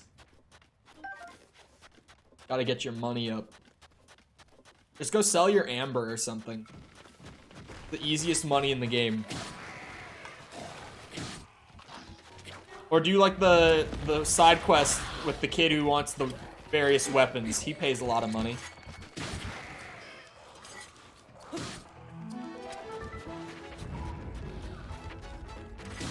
Bonk, bonk, bonk.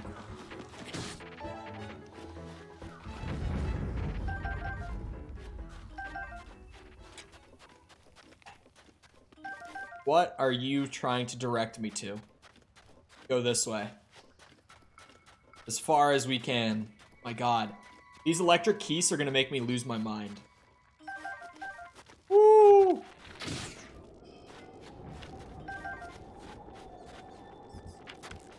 Oh shit. Had little fondant rupees that he just sat and devoured. It's very funny.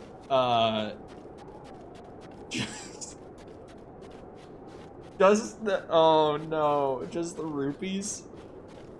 Were they like on the cake, or were they just kind of like alongside it?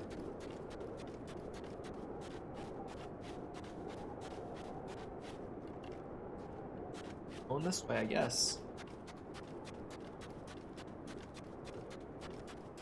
On top, that's okay. I was like, on top of the cake, right?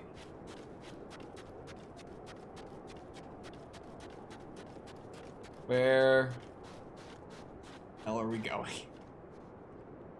Oh God, I can like see the outline of where she was, but I think she's deloading. I think the model is not there. I'm gonna take a risk and go off this way. Oh, there's a statue.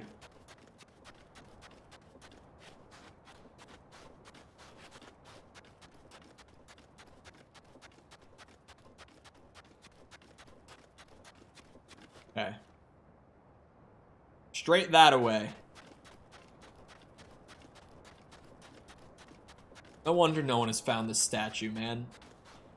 You gotta come all the way out here, where there's apparently just like a persistent sandstorm. You gotta follow the guidance of a bunch of other statues. Is it in?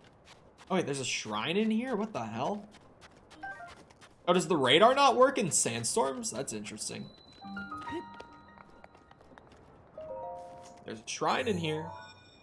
I'm not saying no to a good old orb. I think I have 3 orbs, actually. I think this might be a heart container or a stamina upgrade. Oh, there's no giant statue here. The shrine is... Oh, does that mean it's going to be a free shrine? I do have 3 orbs.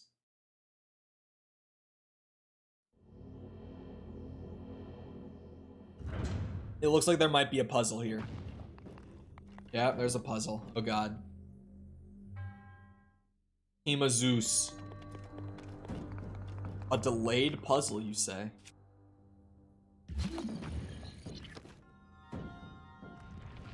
What does it need to power?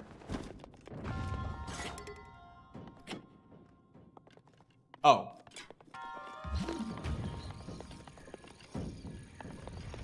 Okay. Yeah. Yeah. Awesome. Let's catch the ball out of the air. My God. Wait. Oh, okay. Think it goes there?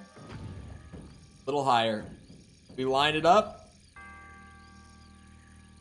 Wait, I could just spam the button. Oh my God, come on now. If I just spam the button as it goes by.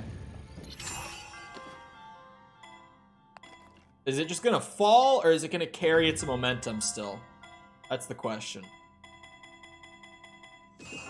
Shit. Oh, that works, that works.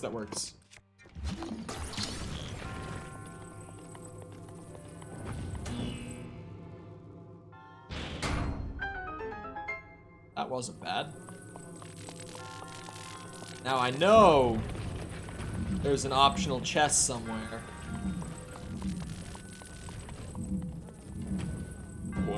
Whoa, okay.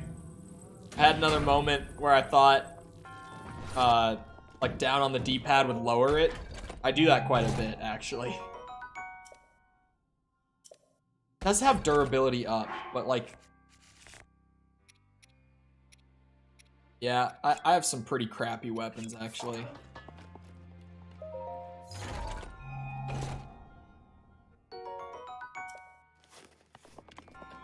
I gotta find a combat shrine at some point. Because I need an Ancient Battle Axe Plus. Just a single plus. Because Ancient Battle Axe Plus is not the right weapon. I need an Ancient Battle Axe Plus.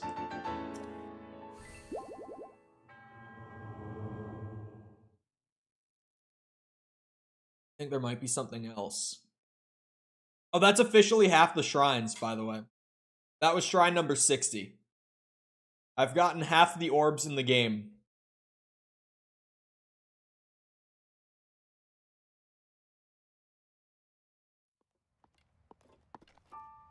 Okay. No sandstorm? Oh. Oh, finding the shrine might have cleared up the storm, actually. They all point into the middle. It's like... They all point at the shrine. I can fast travel back here now. So let me quickly just go to a goddess statue. In U City. Nice, bot. Whoever wrote you is a real smart guy. Real good speller. Real good grammar.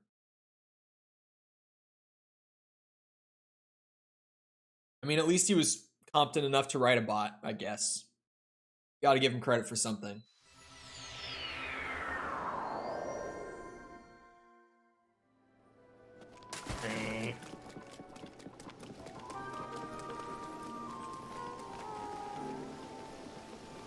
Those new ones are kind of weird.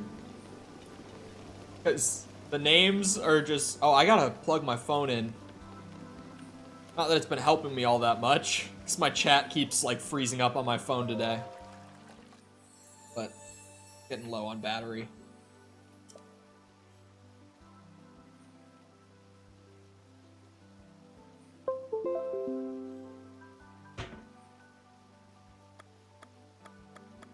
Actually...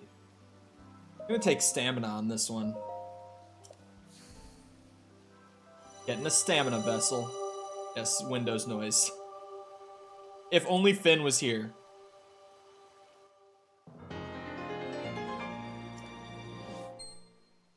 Three wheels! I mean, third wheel started. But third wheel. Yeah, it's because I charge my... I don't have like a... Well... I have a free outlet if I like use the extension cord under my desk, but I don't really have like an outlet in a convenient spot that's open in my room anywhere. So I just charge it out of my laptop using the USB-C plugin. That's how I charge my phone and my earbuds, my wireless earbuds. I charge those out of my laptop too.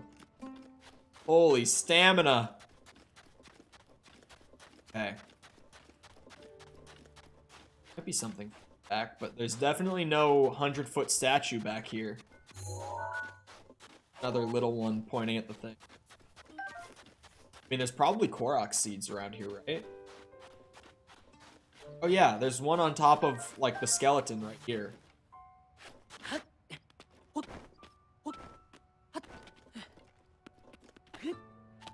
Definitely easier to go the other way. What? Whoa, whoa, whoa!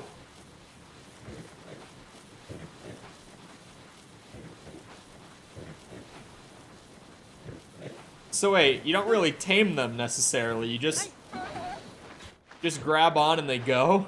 Yeah, you can't tame them. I was like, well, this is a good opportunity. I guess I'll just have to grab one outside of Gerudo Town. There's a spawn literally right there. Hello, Harry Plopper. Going. Oh, it's hot! It's hot again. Femboy Link is coming back. Oh, it's just a grab one.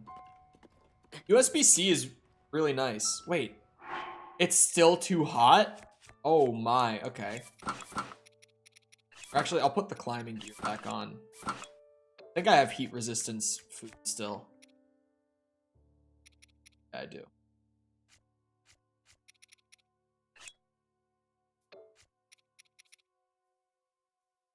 I'll use the elixir. Even though it's shorter, I probably don't need 13 minutes.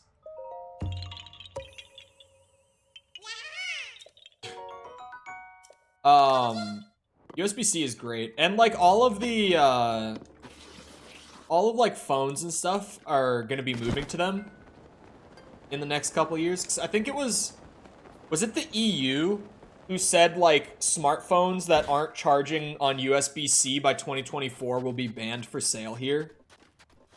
Like you just won't be able to buy smartphones in the EU if they don't use USB-C chargers starting in like 2024, I believe.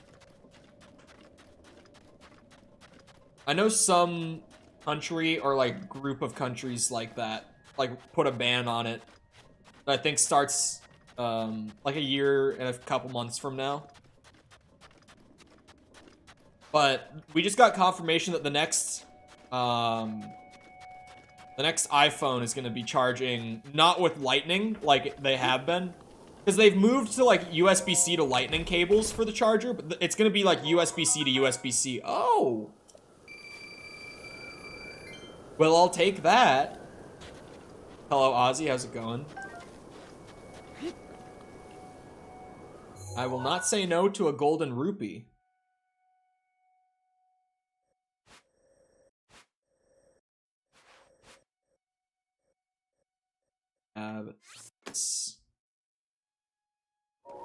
Friends with Harry Plopper.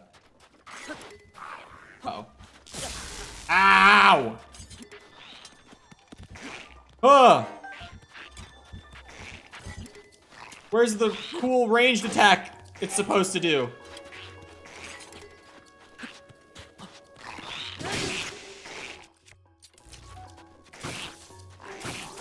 Oh, wait. Come here. Bet you don't like the heat all that much when it's already hot out. My God. God. That ain't right. Get your ass over here. I forgot that instantly breaks things. God damn it, I wouldn't have thrown it. Take a broadsword as compensation. I gotta go back to Gerudo Town or somewhere like that and just cook. I gotta cook a bunch of... Gotta cook a lot of food.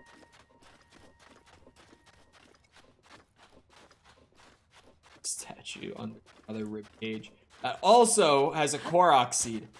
It doesn't look like I'm gonna find the 8th heroine out here. Is it gonna be like in a spot that I have to clear by going and doing the Divine Beast? Because if so, and like by the time that I've done the main thing that players will do out in the desert, then I'll be able to get the sand boots. Okay, no. I was like, that would be terrible. That would just be such a pain. Like, oh yeah, once you've cleared the main quest portion of this area, then you can have the sand boots. Kinda out of the way? Are you telling me it's like out there? Oh, I just slipped. The desert is so big. Like, compared to the rest of the game, it's just flat desert, too. Crazy. Oh, I'm sliding again. I have a great look at everything here. No 100-foot statues.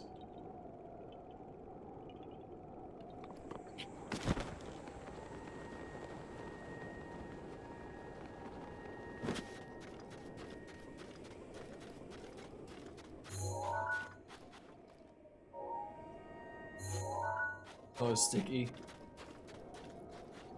Where? Jesus.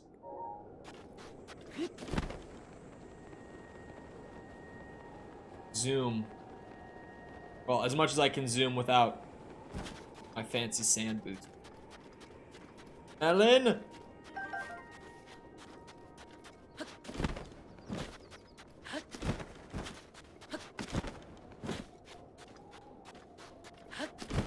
In a snowy... Are you telling me she's not even in the desert?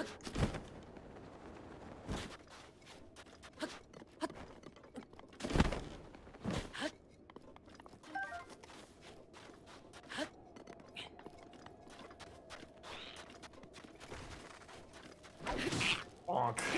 Fuck. Ay, ay, ay. I mean, I'm looking for the 8th heroine statue for the sand boots. Oh, wait. Oh, he gave me the snow boots. That does make sense now. It would make sense for it to be... Yeah.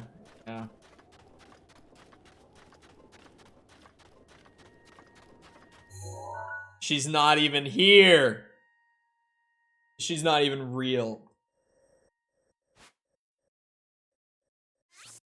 I was told she just went to another school. No, she's not even real.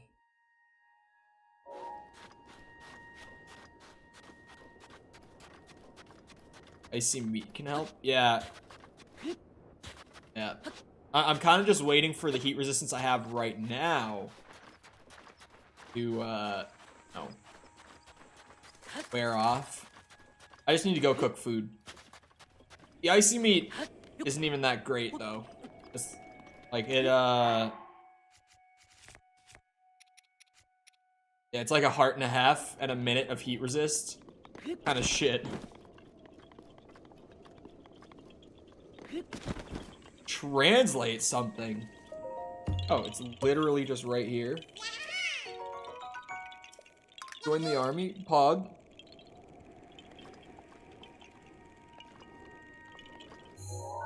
Where? Hold on.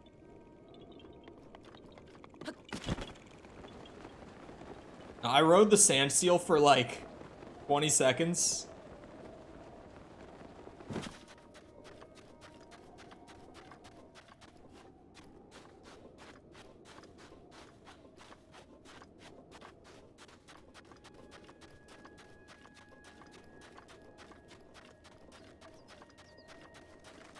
Wait, there's 3 cactus out here? The fuck? I kind of saw the 3 things lined up, and in my brain I was like, oh yeah, one of the tree puzzles for Koroks. Oh, it's the same thing, it's just with cactus. Okay.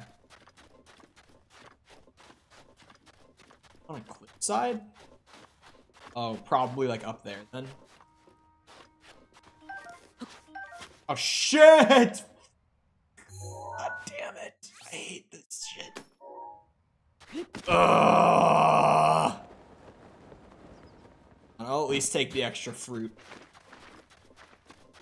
Fuck, man.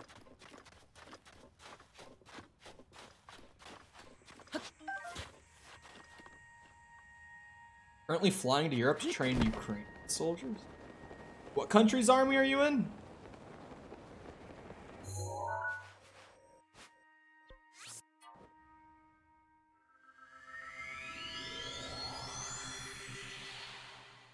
Australia. Are they in Ukraine? I don't know. I think the only direct support that's going to Ukraine right now is from like Poland, and even then it's like fairly indirect.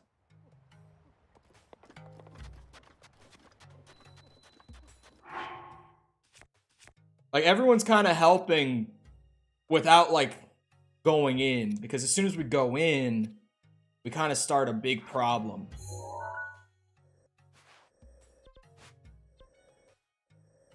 Shit, I don't have a fast travel to the bazaar, man. Fun.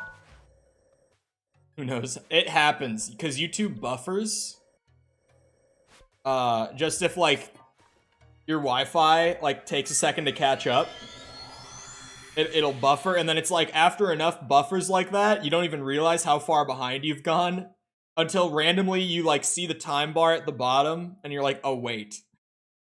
I'm not caught up.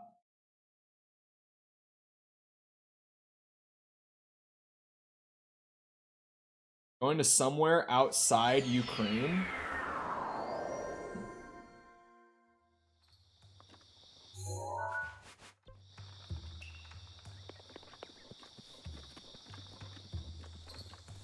There are many that are volunteering for militias. Yeah, but there's no, like, countries that are going in, is what I'm saying.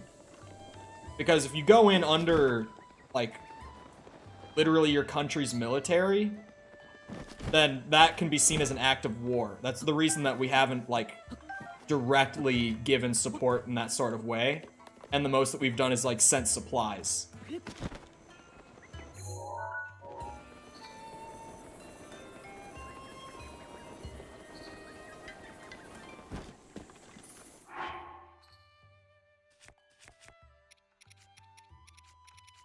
Oh, hold on. Auto sort, huge. Thank God, man. This game without auto sort would be a fucking nightmare. Like, oh. Also, hello, Xanfer. Yeah, and I think it happens to a lot of people where you're randomly like, oh shit, my stream is super behind. Because you just don't realize that it's happening. I'll just roast up a bunch of apples. And, get a bunch of just, like, standard heal food from that.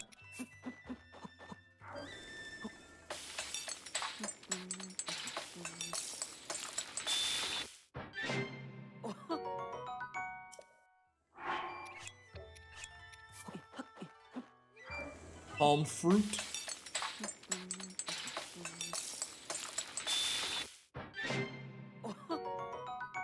Have I fought the Divine Beast? No, I haven't done the Divine Beast in the desert yet.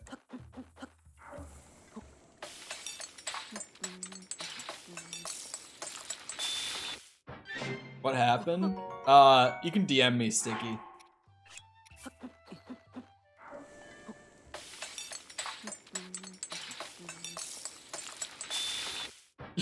I did go a little too close, and I did actually get zapped one time. It didn't hurt as bad as I thought it would, though. I was kind of expecting a one-shot when it actually went off, but it was only like 5 hearts. This is Kakariko right here.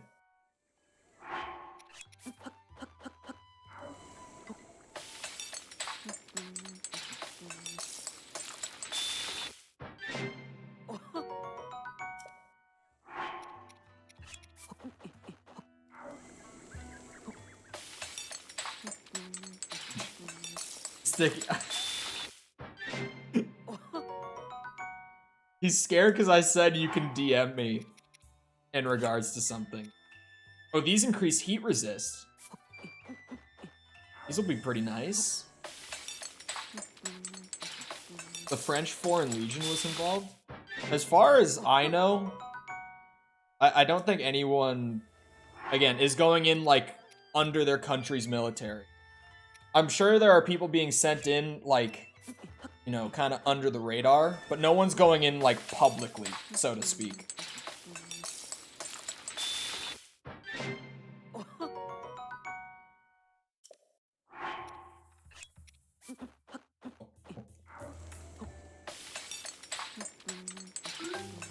Oh! Fucking crit.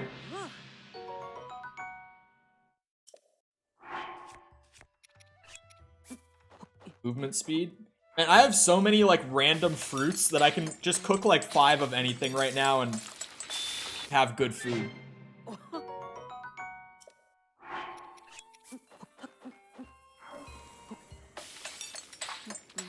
Yeah, the truffles are great. Oh, and I think I might have a radish or two, actually. But the truffles are great to just, like, cook individually to just have, like, a heal. Like what I was doing with the apples. Just, like, cooking them into a bunch of, like, 5 heart restore food just to have. Sometimes I don't need an effect. Oh my god. The bananas are goated. Best vegetable IRL is broccoli. No hesitation, it's broccoli. I love broccoli. Fucking love broccoli. No way, so good. Fuck broccoli. The other night, like just the other night, I made bang bang broccoli, which is just like spicy broccoli. So it's like broccoli literally with just a bunch of spices and stuff, so it becomes spicy. Delicious. So good. And I made that with like hot honey chicken and rice. I didn't make guac with the chicken like I normally do though. I normally make guac with hot honey chicken, but I didn't have avocado. Avocados fucking suck, man. They taste amazing. I love eating avocados. But they suck in terms of, like, using them to cook. Because you have to literally, like, buy them and use them the same day, if not the very next day, if you're pushing it. They go bad so fast. Like, if you want to get a good avocado and use it while it's still good, you have to, like, get it from the store that morning that you cook with it. Such a pain in the ass. Because I like making my own guac. I think tomatoes are better than broccoli. Guys, tomatoes are a fruit.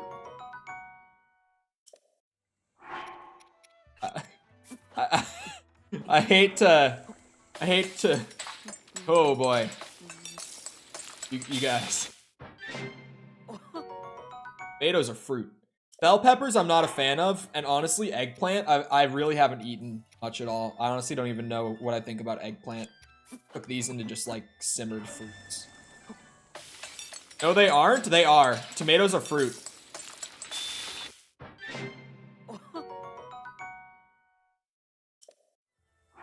So are cucumbers?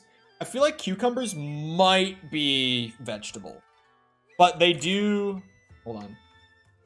Now, I actually don't know about cucumbers. Are cucumbers a vegetable? I hit the wrong auto search. A fruit or vegetable. Cucumbers are a fruit! You're right. I was like, I know why you're saying they're a fruit. We put tomato in salad because it's a fruit then? Yeah, that makes sense. Fruit can go in salad. Tomatoes by themselves are not that good. I would strong agree. Tomato, like, in something can be tasty as fuck. But just eating a tomato? No.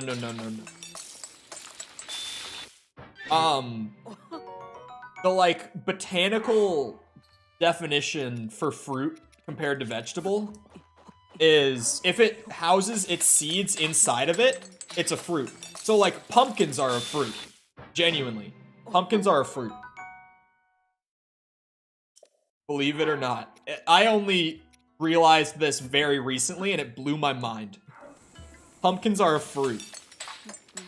It's fucking crazy. You're not a botanist, though. We all eat, so we use the culinary term.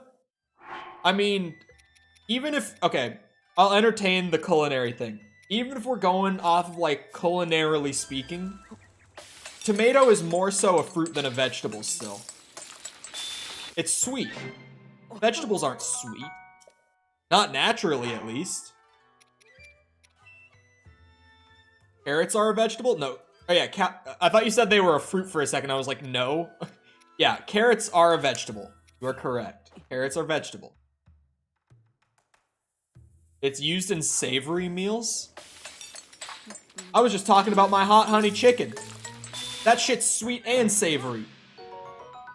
Delicious. Plus 16! Holy shit! Look at that! Look at that! We're all seeing it, right? Huge cooking crit. Full restore plus 16. Holy moly. That's some good food right there. That's some good cooking.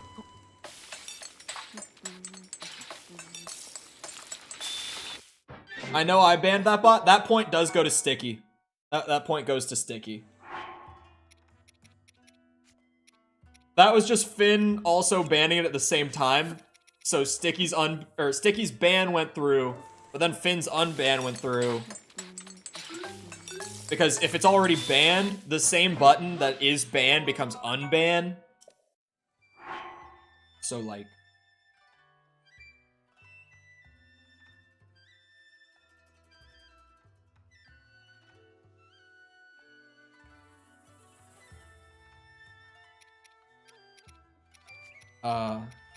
Sorry, I read a message and got distracted. So wait, does putting more salt in one piece of meat make it better? Like if I do 1 meat and 4 salt, it shouldn't. Don't do this to me. Okay, no, it doesn't. Whew, it's just extra salty. It's flavor only.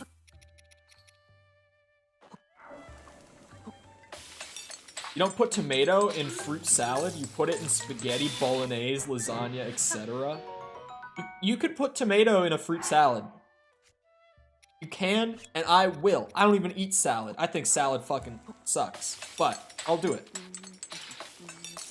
That was one of those moments where I suddenly was like, I should say this in a less harsh way, but I had already said fucking.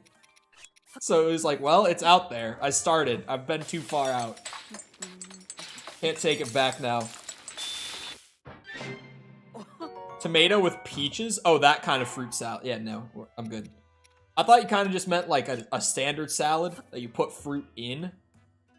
Cause like, I've put like strawberries in like a vegetable-based salad, and it's fucking delicious. That's one of the only ways I like salad.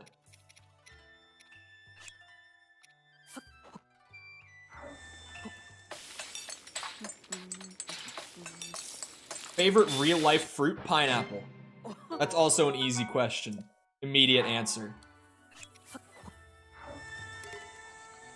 Wait, really? I have a max carry capacity on meals? I didn't know that until just now. Or you know.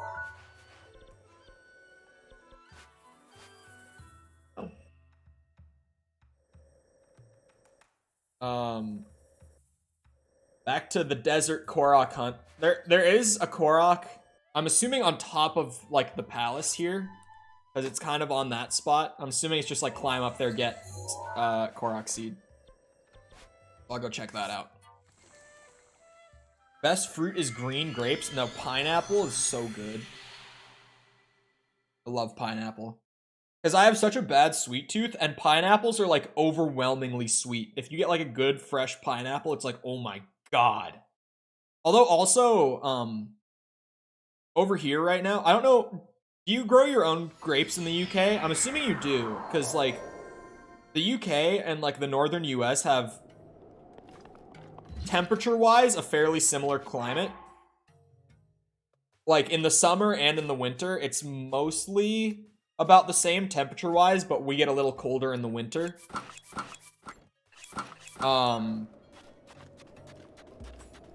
But you guys might grow your own grapes over there. But right now, over here, grapes are very much in season, and so you go to the grocery store right now, and there are these giant green grapes, like absolutely massive, chonker green grapes right now. And they are so sweet. Like, grapes are in season right now, and they're pretty good. Like, currently speaking. Very good. Really? That's interesting. Why would they limit my meals? I was just sitting there like, I'm gonna cook up all of my ingredients right now while I'm sitting here grinding this out, but they stopped me. I became too powerful.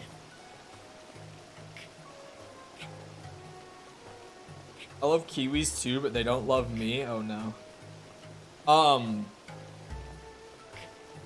Second favorite vegetable though, because I was gonna say this earlier. Strong honorable mention and close second to spinach. I put that shit on everything. I put spinach on or in everything. I fucking love spinach. Broccoli and spinach, that's my shit. I love those. Spinach is more a leaf, but, you know.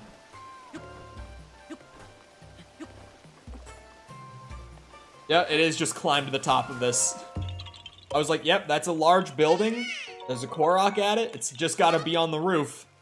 You ever had those long grapes, the sus ones? Yes, I have had the sus grapes. I know exactly what you mean, too.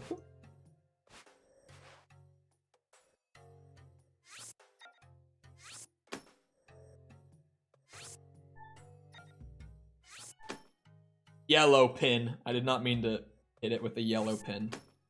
Just marking a variety right now. Without it being too overwhelming.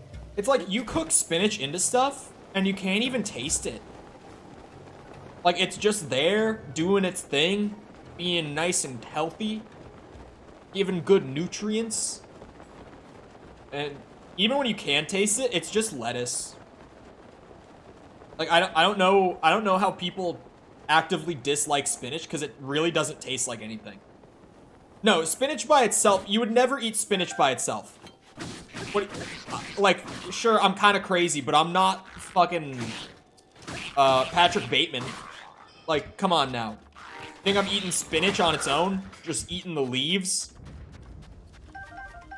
No, like I said, I put spinach, like, in or on, like, everything. And I just love it for that. I eat spinach on its own. No, you don't. This can't be real. People don't do this. I won't be convinced that you guys do this. I won't be. You can't make me think it's real. That's taking up a slot of, like, my actual cooked food. It's actually kind of good timing to eat heat-resistant stuff. Or, sorry, cold-resistant stuff, because it's going to become nighttime. Get real chilly. You look like you would eat spinach by itself.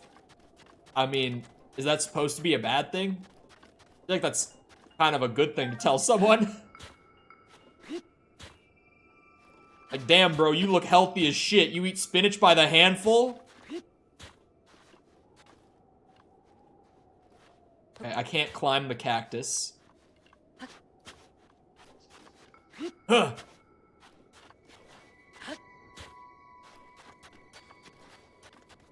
Huh, there we go.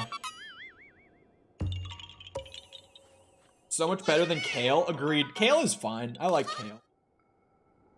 Kale is whatever. I don't actively like or dislike kale. I'll eat it. Nice. I can enjoy some kale. But I don't use it over spinach. Definitely rather use spinach. I will never eat kale. That said like someone who has not eaten kale. Genuinely, Sticky, if you try it, you'll be like, this is fine. There's nothing wrong with kale. It's just kind of gotten that reputation of being like the health nut go-to. Like, the people who eat kale have ruined kale. It's like Undertale or like Deltarune fans, you know? Like, the people who enjoy it have ruined it for everyone else. I had it once. It doesn't really taste like anything. It's just kind of crunchy. Hello, Mikkel. How's it going?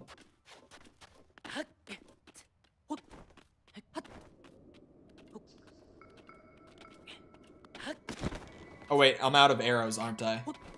This better be like a speedrun thing. It is. Yo! Okay. You gotta give me a little bit of time to, like, spin my camera around, man. Come on.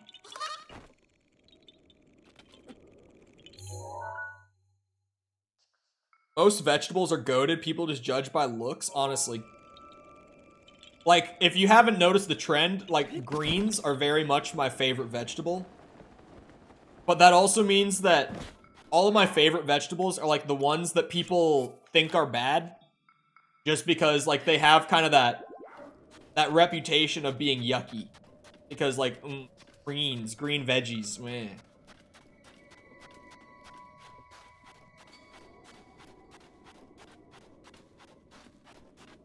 I'm glad California Girls became a meme song, because fuck that song. That song sucks ass. I hated that song when I was a kid. That shit came on the radio so often. Like, Katy Perry in general has some of just the most obnoxious music. Sorry, Katy Perry fans. But, like, growing up in prime Katy Perry on the radio era, dude, I fucking hated her. Like, just her music was so obnoxious, and it was always on everywhere you went. Roasted Brussels sprouts are so good. They are. I love Brussels sprouts. Like, you season them a bit, and you like roast them. You cook them in a pan real quick. Delicious.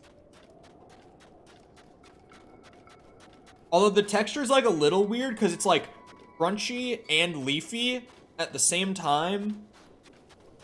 The texture's always been a little weird for me, but, like, they can be real tasty if you fry them right.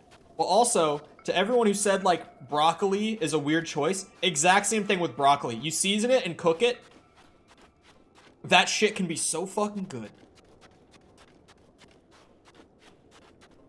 California Girls was my go-to Just Dance 2 Wii song last Friday night. Are we talking about the song Last Friday Night? Or are you saying last Friday night you were playing Just Dance 2 and that was your go-to song? There are two different ways I can interpret this. I just got 10 shock arrows, the song, yeah. In general, pop music of, like, the late 2000s, early 2010s is so annoying. Why? Why did it sound like that? Like, looking back at it now, it's like, this is the most obnoxious music. How was this, like, mainstream? Just Dance stream when? I mean, it works well for Amaranth. I bet I could make it work. Also, Amaranth has been handling her situation with her husband. I know, just because I talked about this on stream, so people are gonna know it and be like, what the fuck, Amaranth joke? Amaranth jokes are back on the table because she's safe. Her dogs are safe. They're handling it legally. Her husband's in therapy, probably about to be her ex-husband. I can make jokes about Amaranth again. It's on the table again. Perfectly acceptable. Cool.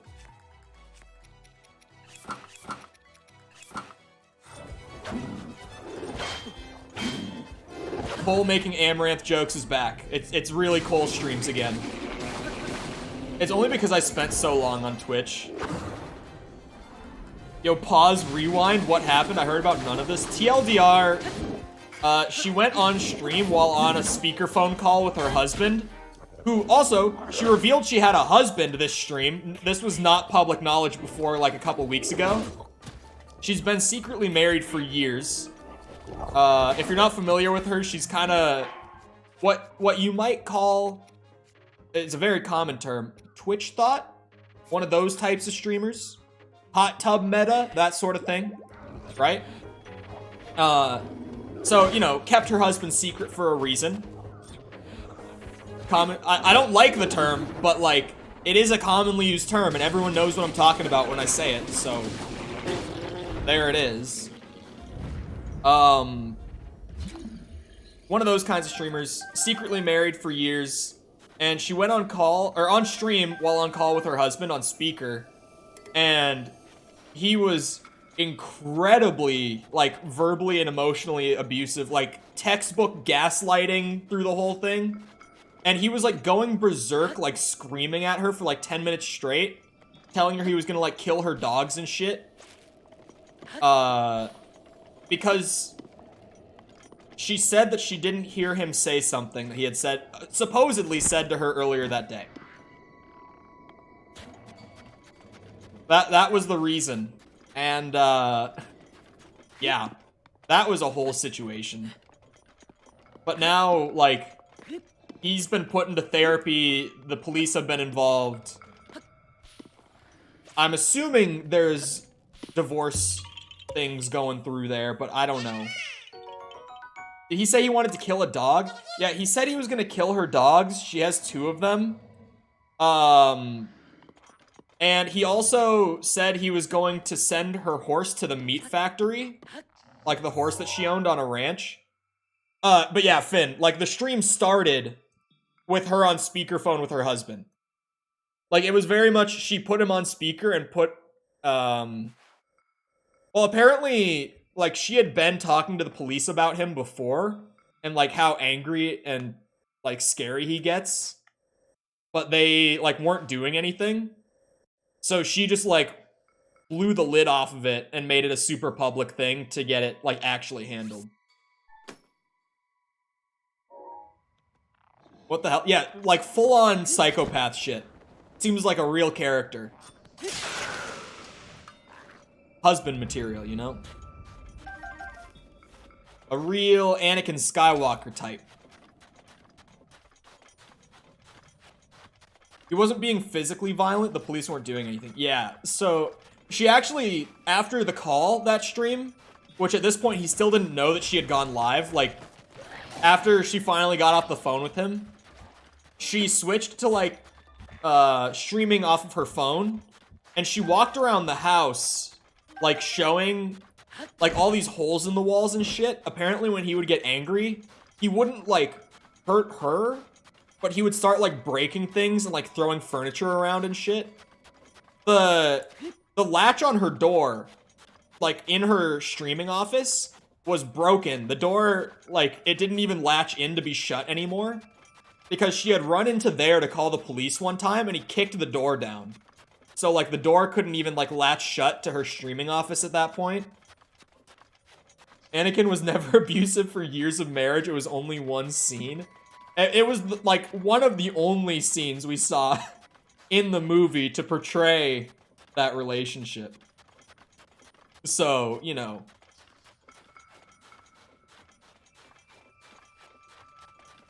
Clone Wars? I haven't watched the Clone Wars. Okay.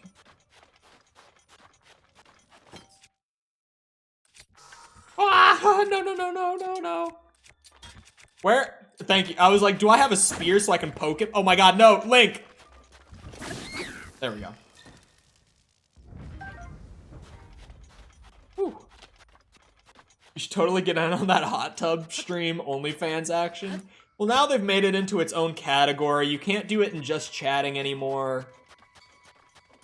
I don't think it... Isn't that kind of crazy, though? Just, like, think about it. I talked about this back when it happened, but this is, like, well over a year ago, and I was on Twitch at the time and all that. Like, with the whole hot tub stream debacle on Twitch, which, like, honestly, it's a hustle. Like, I don't blame anyone who was trying to capitalize on the hot tub thing, because, like, holy shit, is that a bag and a half? Same thing I say about OnlyFans, when people are like, I can't believe women do OnlyFans and make money off of selling their bodies. I'm like, have you seen the kind of money that you could potentially make doing it, though? Because, like, if I could, I would. You know I would. Like, come on now. Let's be honest with ourselves. You see the kind of Amaranth money? Like, let's be honest. Let's be straight up for a second. I don't know many people who wouldn't. Ah! What the hell? Okay, I was like, oh, it's one of these things. Ah! Okay.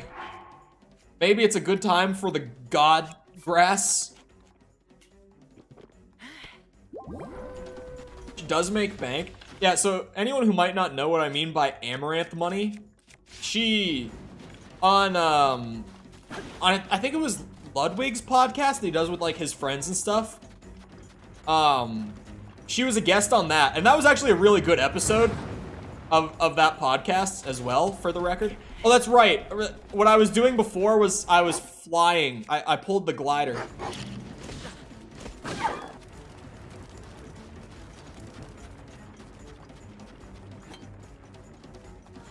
Honestly, though, like, her husband did say that while on, like, or no, I think that was the text messages, right? Where he said that? I can't remember. It was either on the call or the text messages she showed. But, if I'm being honest, he could have left her with $1 million. Because, like, when she went into her income from OnlyFans exclusively on Ludwig's podcast, she was averaging like 1.2 mil a month off of only the OnlyFans for that year. Like, you know what? Just take it. I'll make it back. Fuck you. Leave. Just go. I don't want to put up with your shit anymore. Which, like, obviously, it's not his money to take and all that, but, like, it wouldn't have been the worst turnout. She would have been fine. I very likely, in her position, would have said something along the lines of, like, you know what? Just take it. Like, I'll make that back so fast. Just, you can go.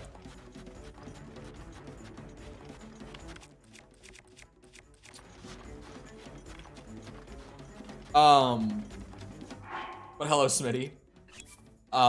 But yeah, with the hot tub thing, to circle back to what I was going to say, think about how crazy it is that Twitch had, like, this absolutely rampant, meta on Twitch among female streamers where they would literally just, like, set up an inflatable pool in their living room so that they could get around the dress code rules and sit there in, like, various bikinis. And I say, if you know the meta, you know, like, various as in they would literally change bikinis, like, every 20 minutes or so. Because, as Amaranth explained it on Ludwig's podcast, you keep the attention if you keep changing outfits. An inflatable pool, like, you get one of those little, like, inflatable kiddie pools. They would set that up, like, in their living room with the camera set up and everything, like, lighting and all that.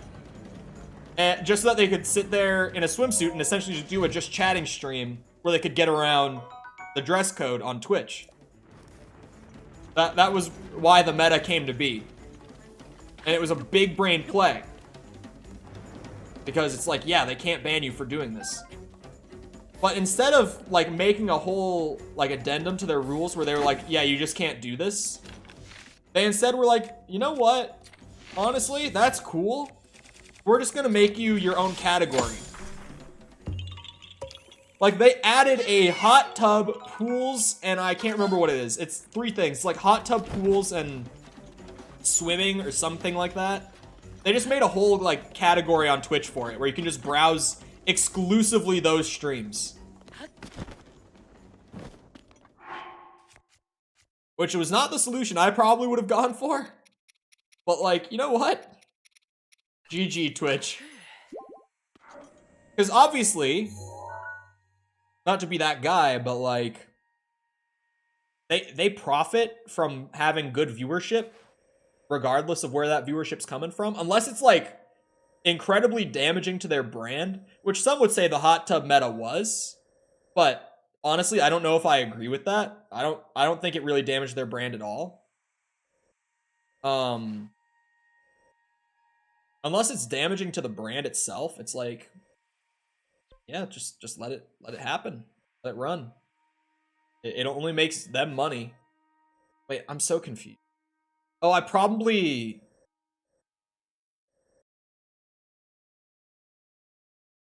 The topography on my map and the interactive map... Oh, I had to zoom in one more time. Never mind. I was like, it's different. Why does my map not look like that map? I found it. We're good.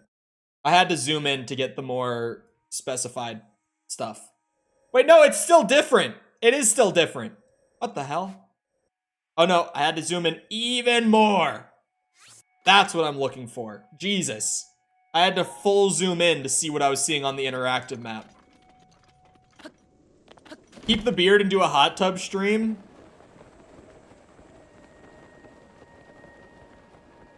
I don't.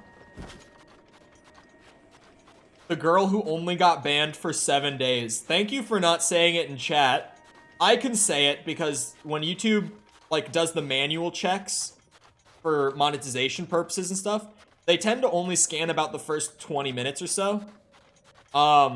What Sticky's referring to is a girl who was doing a drinking stream and she got absolutely wasted. Like she was plastered.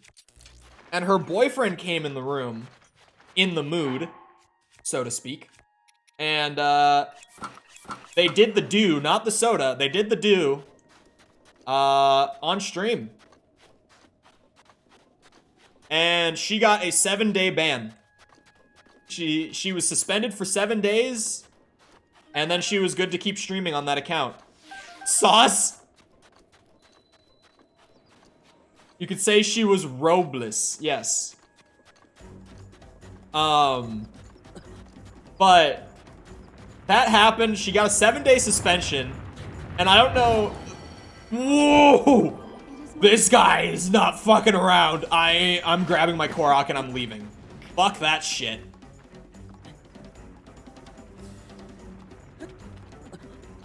No, Sauce is I think it's, I've mostly seen the Sauce meme more on like the weeb side of like Twitter and stuff. Sauce is just a way of saying source, question mark. So he was not saying she got sauced. He was asking for the source of this stream. That was the joke. That was him saying source, question mark.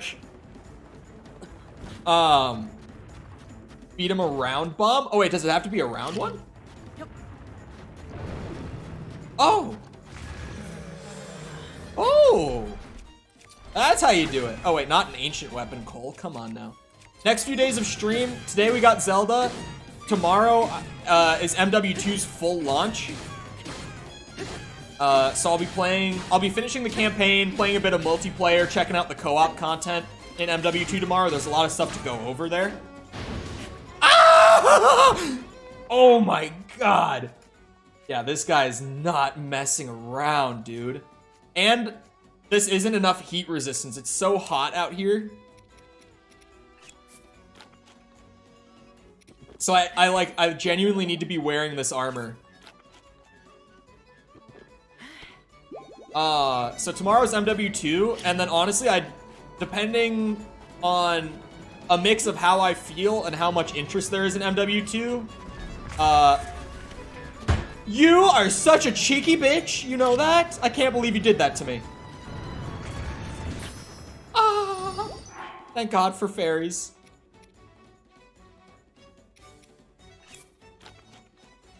MW2 comes out public tomorrow. At midnight tonight it comes out. I might even stay up and play it a bit before I go to sleep. I'm not gonna lie.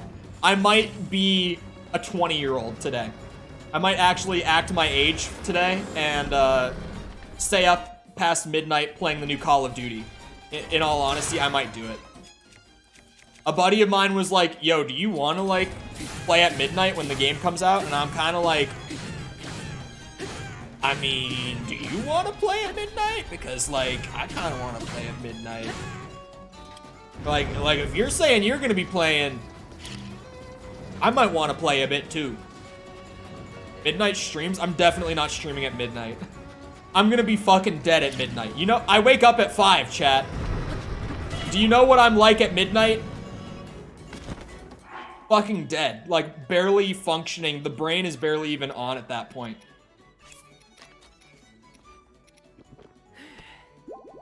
I did actually, some people, like Sticky and if Mickle's still here, they've actually seen a midnight stream before. I did it 3 times, I did it when Cold War Zombies DLCs 2, or sorry. Yeah, DLCs 3 and 4 came out for Cold War Zombies. And I also... I did it for Vanguard's launch. So they know, by midnight, I'm barely functioning. Like, it's not coherent thought. You think during the day, it's, like, not coherent? It is so much worse at night. You have no idea. I can kill this thing.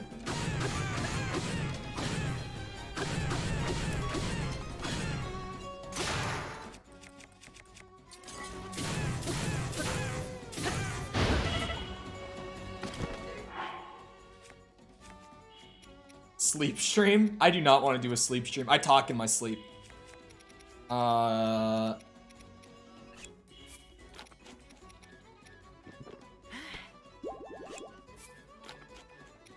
There's a very funny video that a friend of mine has. It's from when we were all in the Dominican Republic for like a couple weeks. And it's them having a conversation with me while I'm fucking passed out. Like, my brain was still active enough that, like, it was just on autopilot responding to them, and it was so funny. Like, that video is hilarious. I haven't seen it in a long time. I can't remember what the conversation was. But they were pretty much just fucking with me, just saying random shit and seeing what I would say back. While I was passed out. It says sus shit. Will you ever do a stream? Will I ever do later streams besides 12 to 4? No, not anytime soon, at least. Because the majority of my audience is in Europe.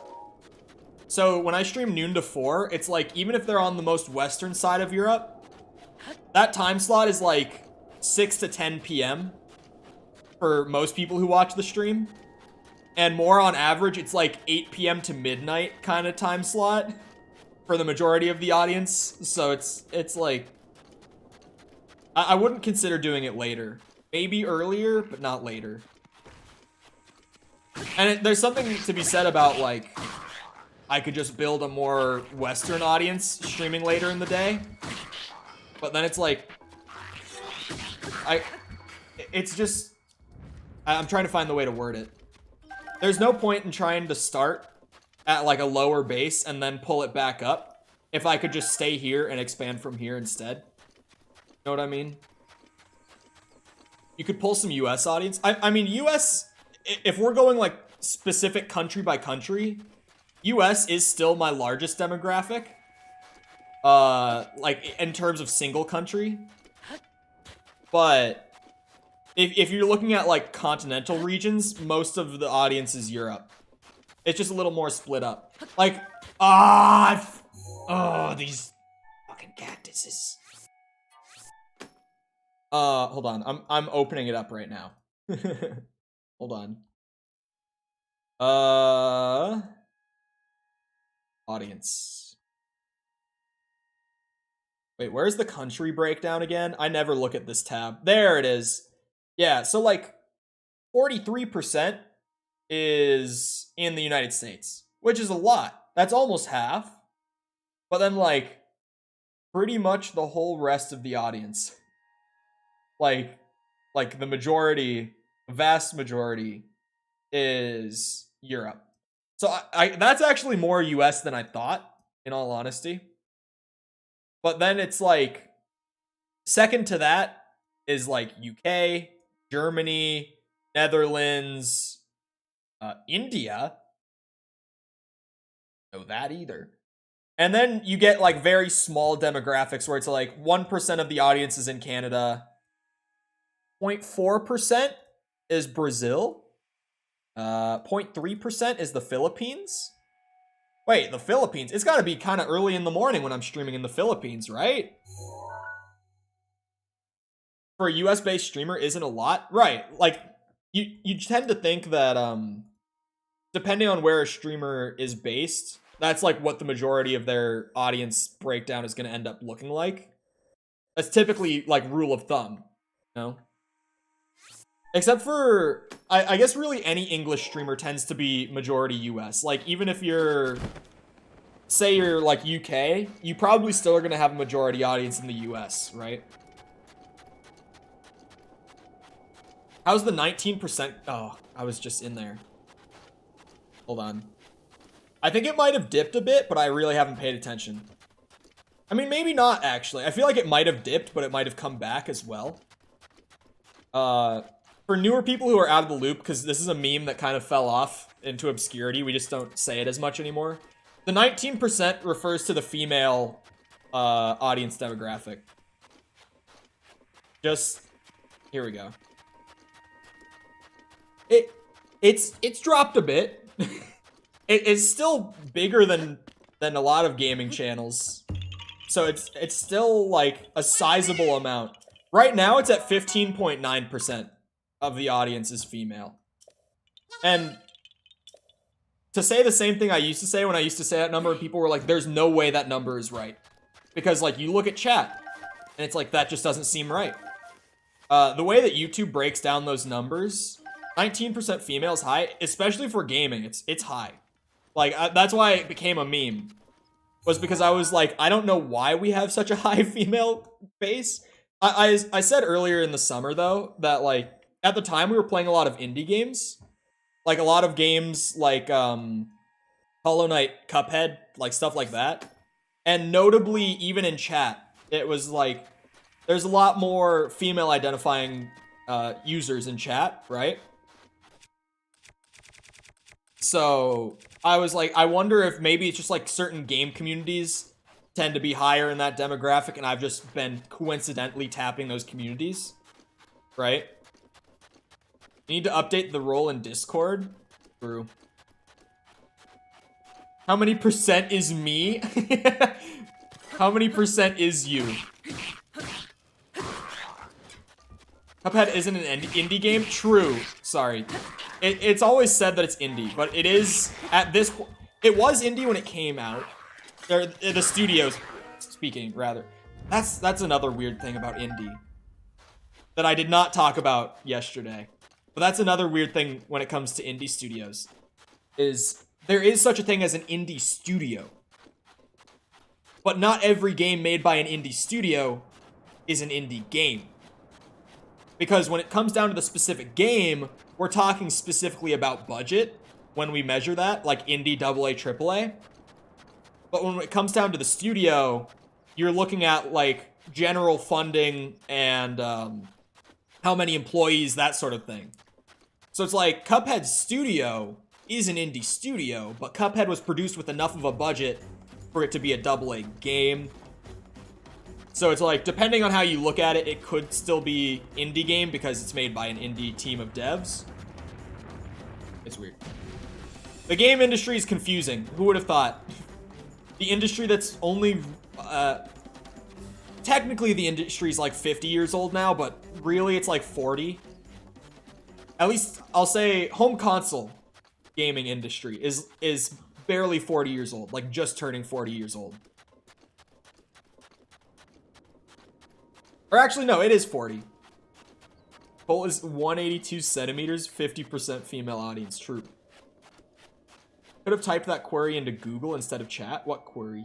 What does AA and AAA? Oh, it's a measurement of game budget or stuff like that.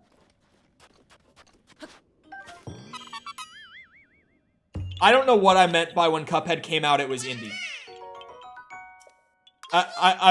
I'm pretty sure you're sarcastic because that was absolute ramble nonsense. Like that was Cole's brain just spitting something out without thinking and then being like, wait, what did I just say? That is 110% what just happened. What I was thinking was the studio is indie, so I've always referred to it as an indie game. That was 100% though, my brain just spitting out nonsense.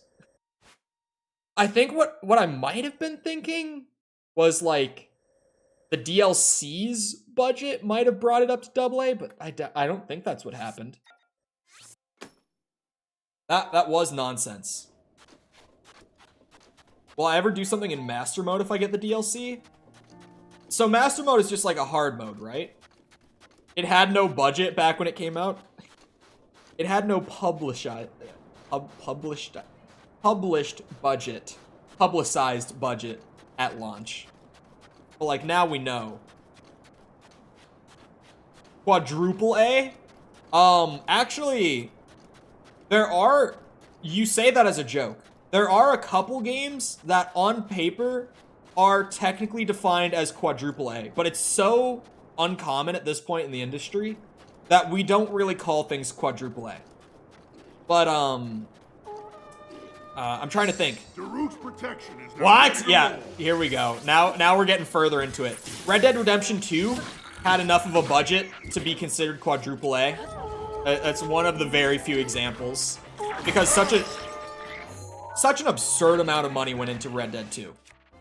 Like, mind-blowing money went into Red Dead 2.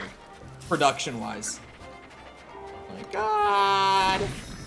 Oh, I just killed myself. Wait, can I wear better armor right now? Doesn't look like it's that hot. Is it hot? Hot. Yeah. Ah, fuck.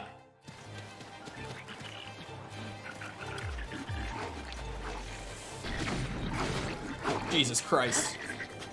I'm just gonna let the fairies do their job here. Oh wait, I think I'm out of fairies, actually. I am out of fairies, I know that. Last time I checked, I had 2, and I've used 2 recently. The Old Republic, still the most expensive game? I bet the next GTA will eclipse it. It very well could. Like, who knows how much money they're putting into it, but it's probably gonna be absurd. Because, like, at the time that GTA 5 came out, it was the most money spent on a video game ever. Like, budget and production-wise, I mean. Not just sales-wise. Jesus Christ, man.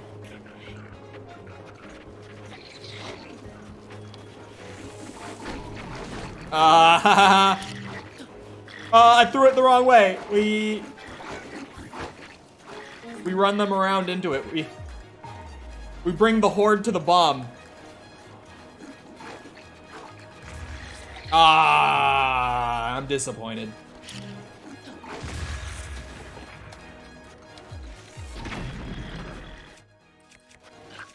Jesus Christ, man.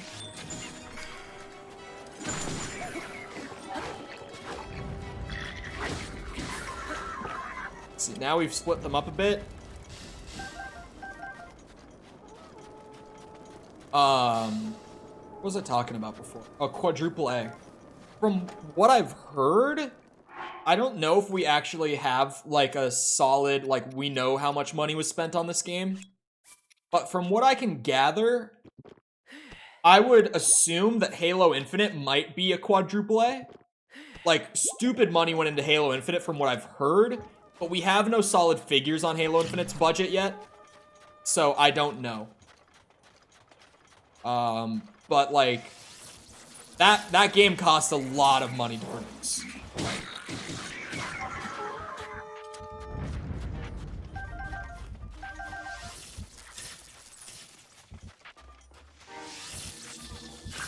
Ugh.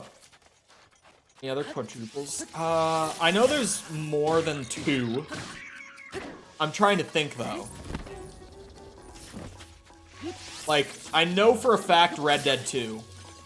I think Halo Infinite, but we don't have solid figures on that, so it's hard to say. The Old Republic, maybe? Again, not sure on that, but it's possible.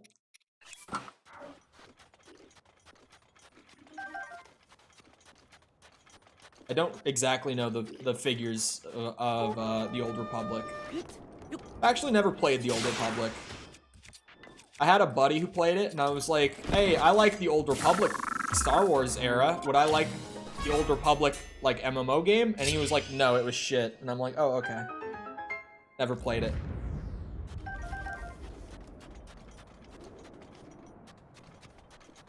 Yes, don't forget to like stream Winky Face. Finn said it, not me. Good night, Finn. We'll see you around.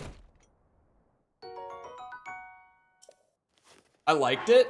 Yeah, I feel like it's probably not that bad, but like, you know, a lot of my friends are much more casual than I am about games and stuff. And like I'm the only one out of our friend group who like has ever worked in the industry. Like at all, right? So they're a lot more casual. A lot more casual.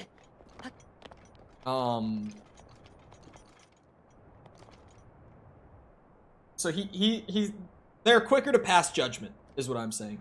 Like, I have friends in my group who are the kind of guys who are like, if I play a game and in the first 15 minutes I don't have fun, that game is not worth playing. What's that big shape over there?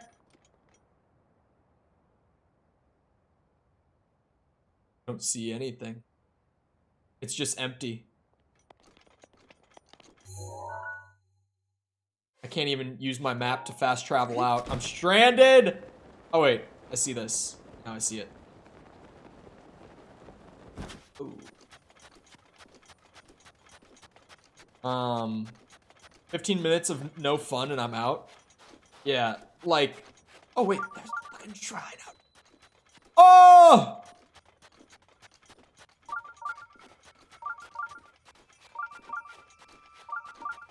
Using giant lightning to kill everybody. This is another thing, it's another one of those things that I have to say that I don't know for sure. Because sometimes I say these things without like 100% confirmation and some people take it as like, this is true, when that very well could not be the case. As far as I know, from what I can gather, it seems that the Old Republic, Knights of the Old Republic remake is back on track. From what I've heard from other people. Like, friends of mine who work in AAA studios, they've heard that the Knights of the Old Republic remake is being worked on again. They got a new art director. Things are back on track. I've heard that. Can't confirm that, neither can they, but I've heard that. Yeah, there's a KOTOR remake that got announced at like a PlayStation showcase. They lost their art director, which caused them to cancel the project indefinitely, which does not mean it's canceled. People see the word canceled project and they're like, boom, game is never coming out. When it's canceled indefinitely, it just means we're not working on it for like an unknown amount of time because of some circumstance. Oh, am I gonna have to pay rupees again?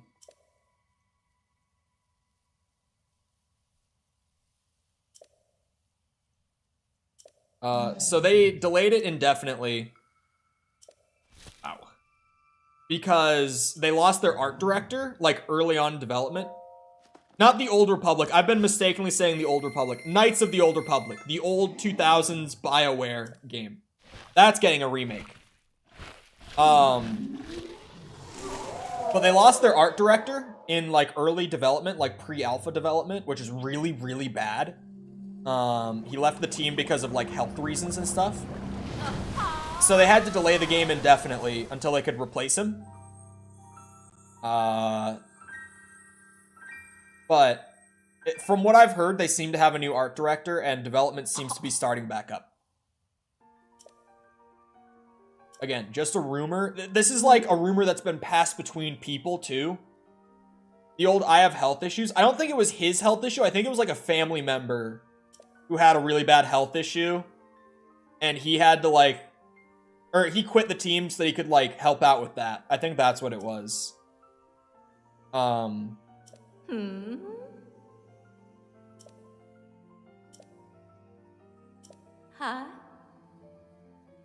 Yes, that is what I'm thinking.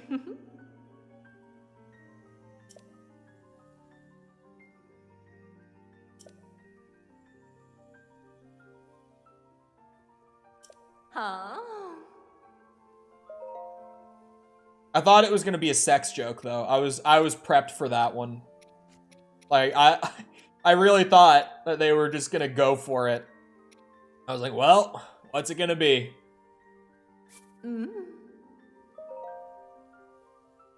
Why you make noises like that? It's like when someone leaves from politics or coaching saying, I want to spend more time with my family. Well, yeah. But it's like, I don't know. But, he left. They, I think, might have replaced him. Can't tell. But I know people who have heard from other people who have connections to the studio working on the remake that they have a new art director and are working on the game again. So, one of those down the line. Whenever you hear a rumor from me about the AAA industry, you should always take it as like a, maybe it's true, maybe not. Because I'm hearing things from other people who are hearing things from other people. Like, the whole goes, it's like Gardic phone, man. Like, it's always like that. Well, actually, one time I said a rumor from someone who I directly knew. But that's not common. Not common. Most of the time, it's like it comes way down the chain to get to me. Basically, you're a gossip? No. My friends are. Because I wouldn't know if it wasn't for them. You're saying you aren't a primary source. I mean, not at all.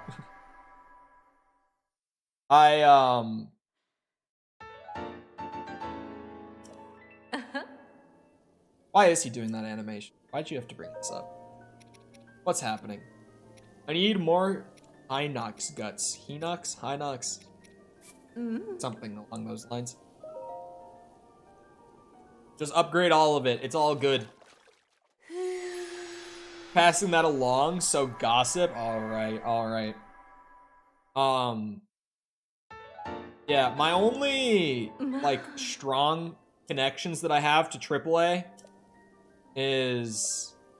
I know a guy who is currently at 343 Halo Studio, and I know a guy who was at Treyarch until about, what is it? It's October. So until about a year ago. He left like last October, November-ish. Those were like my two strongest connections. Oh, and I know a guy who works at Riot. But not as a dev. I met him at like a career fair type thing at my university. I don't remember what his job title was. I don't talk to him. But we have each other's contact info. Me too, actually. Riot's one of those studios that's like, they put out so many games and I don't play any of them. Was his name Michael? His name is not Michael. Is your Riot guy's name Michael? No. We have the same Riot connection.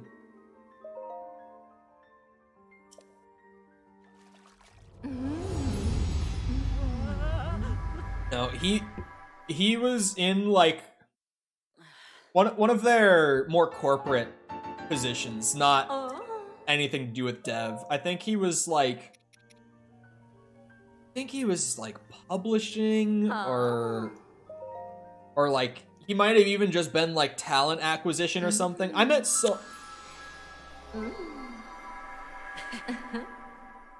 this is something I have to vent because like I have so many connections to so many studios.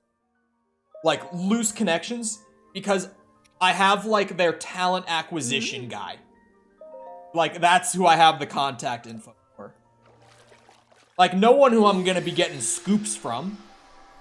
You know, like I know the guy who's like going to career fairs to find people to like pick up and bring back to the studio and be like, look who I found. Look, we can not pay him enough for his work. Look at this guy. He'll work for cheap. Right out of school. We can underpay this guy. What do we start him at 50K, no overtime? Pretty good competitive rate right there.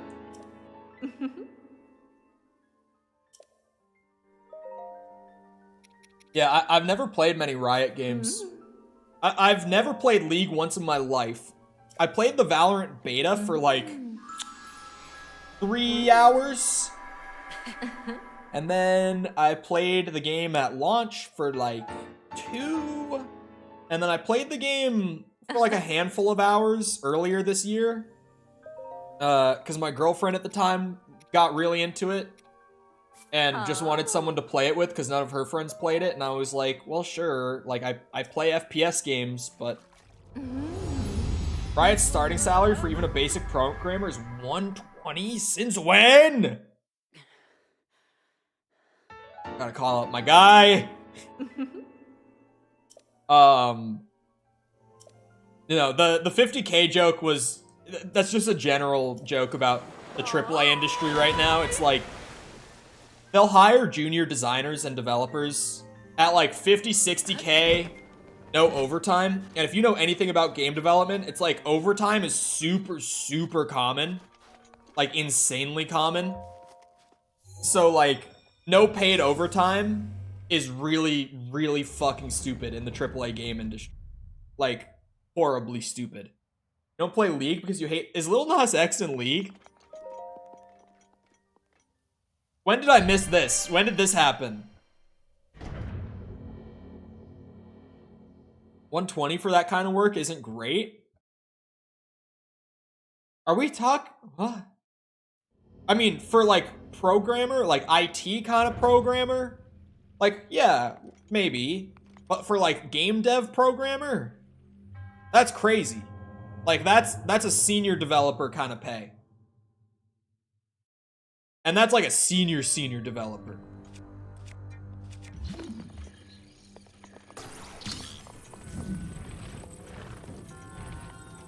What, boxes?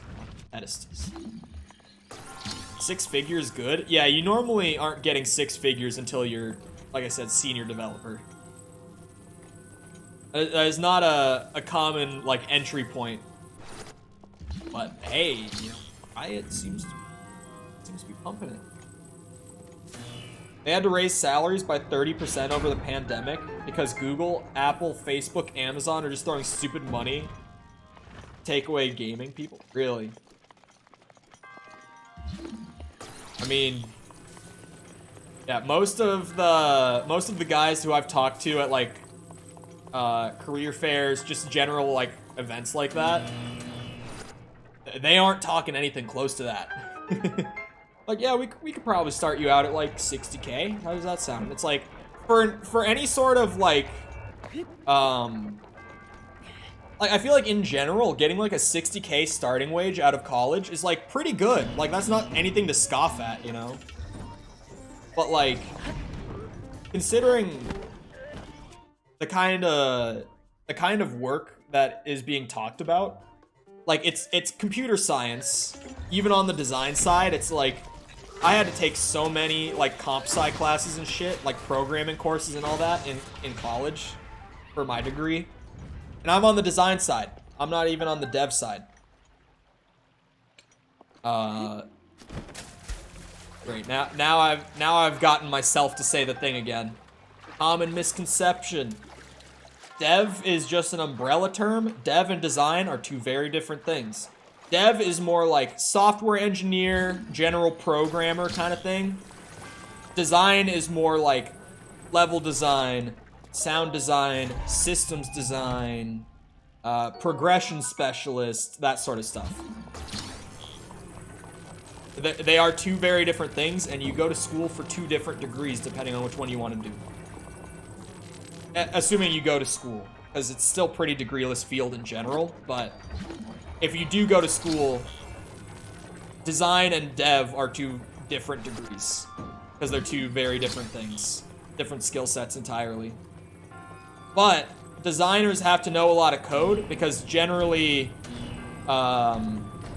designers actually tend to be bug fixers a lot of the time as well, on their own stuff.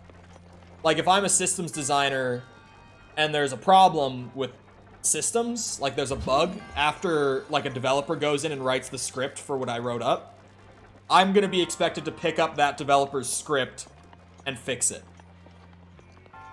Oh, Arcane? Stupid money. Stupid money. That's the boring side of doing design, is like bug fixes. Like, it's fine. It's satisfying when you figure it out. Yes?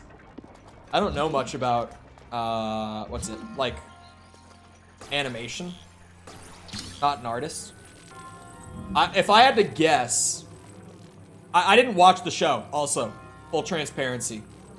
I had a lot of friends who did, but I didn't. Oh. Need the actual electric ball. Just from what I've seen of it, it looks super high quality. We're definitely talking hundreds of millions. I can say that much with some confidence. Oh, I put the ball there. I'm dumb. This is not to solve. Okay. Oh, huge.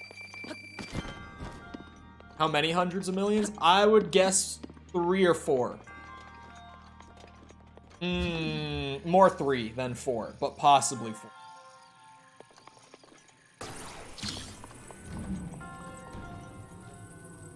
But animation can be really expensive. 300? Oh, we got it. We're good.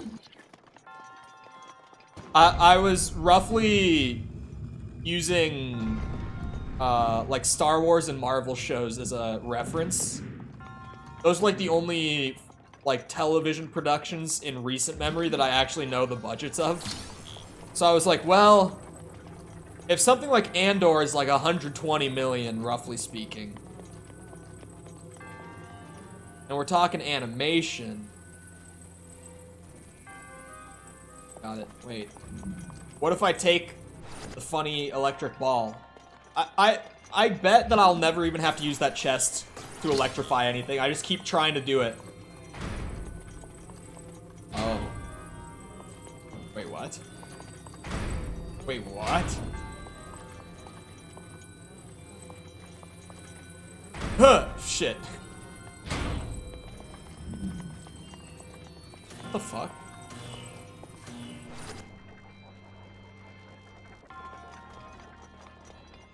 Yeah, clearly. I've put together that the ball does not come in here with me. I thought maybe I could finesse it in. Yeah, that's it. Okay. 100 million from Netflix for the rights to it? Oh my god. That's crazy. That's some fucking wild shit. Wait a second. No way. I can grab onto it. Doesn't mean it's gonna do anything. Oh! I see it.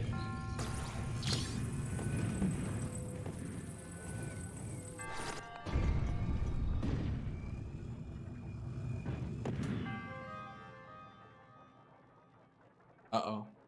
Fun.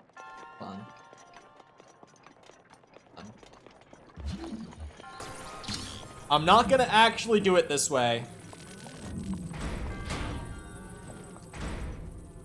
Does the gate just close if the ball passes like through a volume right here? It seems like that might be what's happening. Wait, how could I cheese it?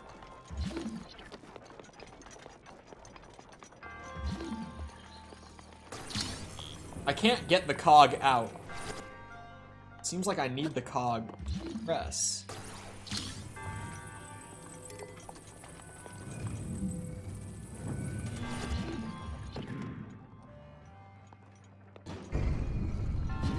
I got it. The two-parter.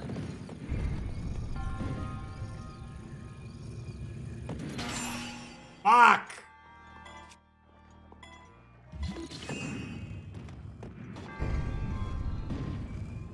Harder.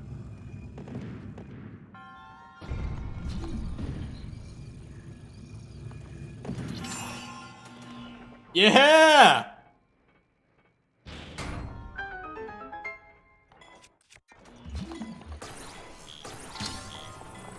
Doink that just in case.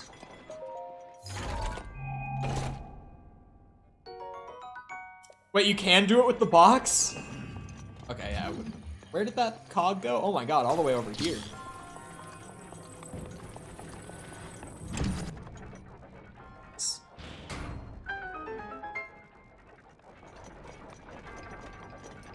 Yeah, for a second I thought that the gate was opening when I was like putting the ball up along the fence there when you said I could cheese it. So I was like, wait, that might actually be something. Spirit.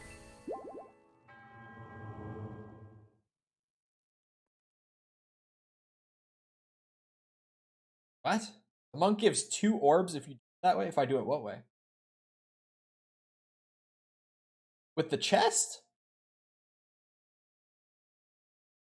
Wait.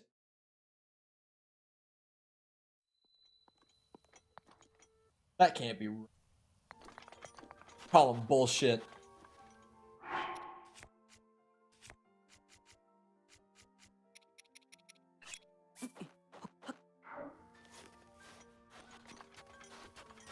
I was like, there's no way.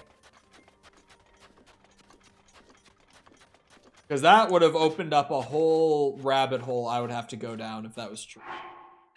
Of like, going back through shrines and trying to find ways to get 2 orbs. I would have too. I can't do it. Already been here.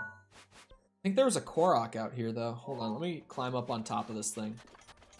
Like I'm pretty sure I was out here originally for a korok.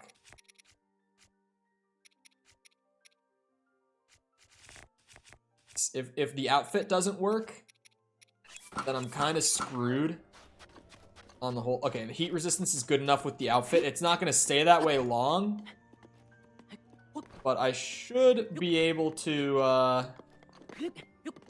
yoink a korok before it gets too hot. Oh, in the shade it cools down? How have I never noticed this? Of course it does. How have I never noticed that? Find this korok fast before I die of heat. Would it just be like on the nose tip? No. Ow. Oh, back to the shade, Link, run. How did I ever put up with having only 1 wheel of stamina? This is crazy. Like, even now, I feel like I run out of stamina quickly. With more than 2 full wheels. Oh, maybe it's up on this thing? Oh, it's gotta be on this thing. There's no way there's no reward. Oh, they didn't take the shade from the clouds into account. That would have been fucking awesome. And it wouldn't have actually been that hard to do. But, like, you just have to start out with that in mind. Like, there's a way that you can do that for sure. You could tie the level of heat to the light level in the desert. So that even if the clouds come over you, if you're actually measuring the light level through script, you could do it that way. That would be really fucking cool. Yeah. I went to school for the game.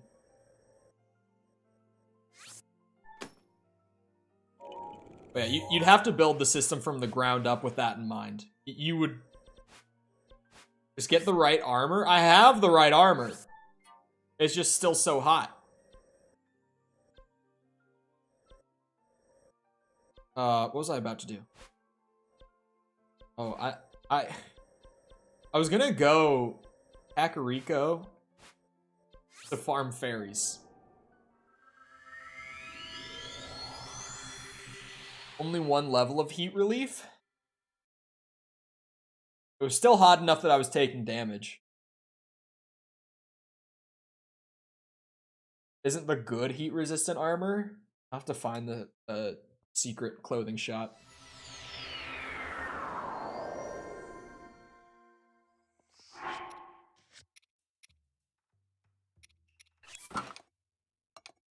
There we go. Yeah, I was gonna say, I think I upgraded one of these. 18 apiece is great. I could bump the total defense on that really high. Awesome.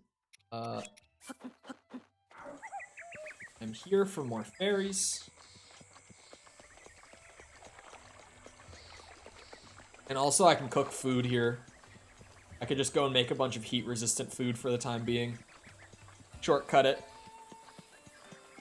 As you do. Real gamers always look for the shortcut. Even if there's an easier way.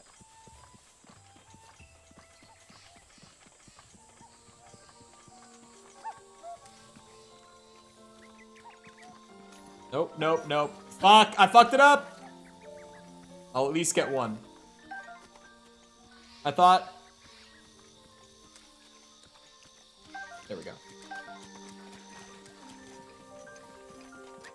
I thought I could just walk up to it, but that was with the stealth armor. Sneaky armor next time. Yep, that was smart. That was a Cole moment. Let me go and make heat-resistant food. Oh, and elixirs. I could probably make elixir.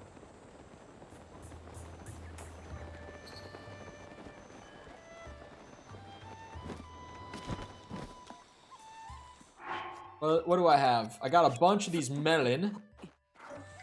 Those are real nice.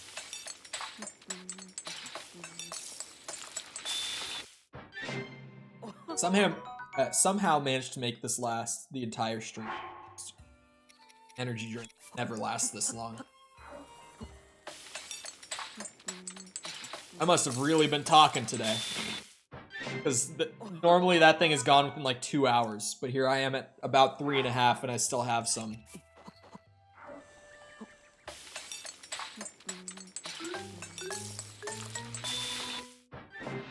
You love the crit? Gossip. Okay, let's see. I could make a bunch of stealth elixirs with that. Looking for anything heat resist. Anything defense. Attack power. Silently. I don't want warm and fuzzy. I want opposite. Speed boost. Max stamina. Resistance.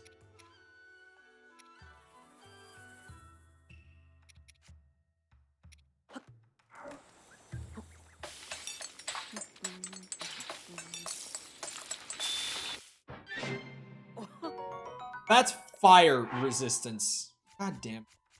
They gotta word it better. Come on. Speed boost. Max hearts.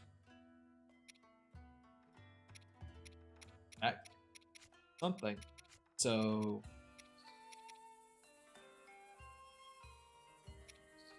I am not cooking. Here we go. When cooked into a dish.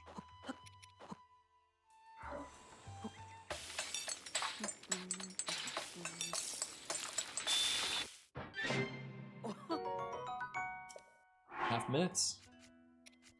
Not bad. Let's cook up what I can, the rest of it. Boom. 3 minutes.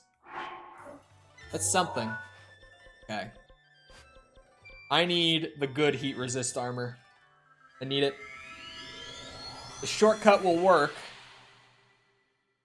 But I guess that's gonna be more for trying to fight with heat resistance on. Like a strong enemy, like one of those bosses or something. Something I need all the defense I can get. For general purpose, I gotta find this armor shop.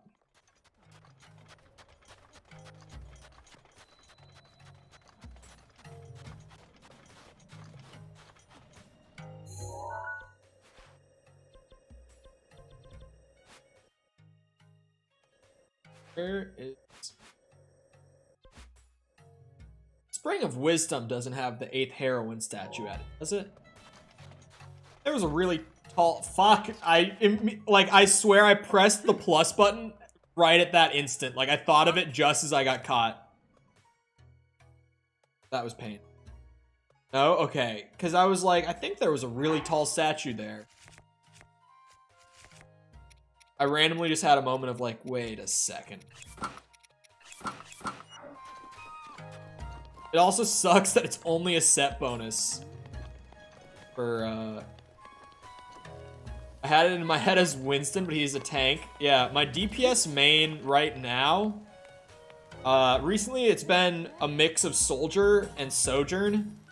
Kind of just interchangeably, depending on how good my heals are from my support any given game.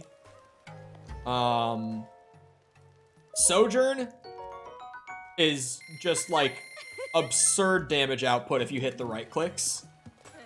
Sojourn is just a better soldier. Sojourn is a better soldier on paper, but not in execution. Hi. Most of the time. If you're like GM top 500, then Sojourn's gonna be better, probably. But Soldier is easier to get consistent damage output with. He has self-heal. His ult is literally an aimbot. Like, for general use for the... Even, like, players in Plat, Diamond, Masters, like, Soldier's still gonna be more consistent. Why have you done this? Thought maybe if I bought that, it would open up a secret, and she'd be like, hey, you want to see what else I have? And I would be like, sure. And boom, armor shop. But no, now I have recolored armor. See that? Now I look better. It's not because I was yapping. There was actually a thought there. What are you hinting at? I'm not hinting at anything. I've been playing the game for 6 years, and even I get more consistent damage output out of Soldier. Oh, want to see what else I got? I thought the secret armor shop would be her shop. Okay, I can sell the other armor set and have this swag one now. Better color.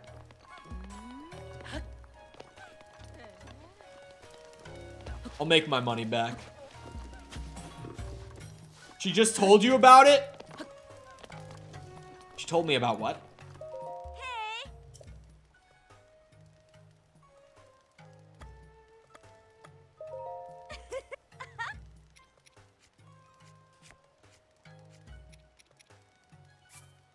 See? Oh.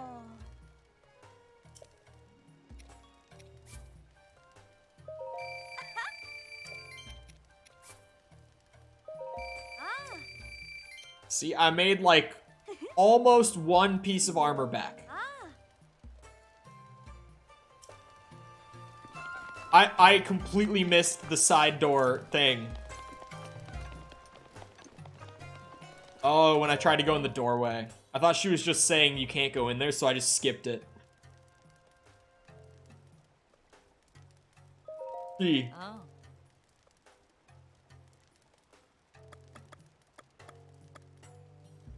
S. A.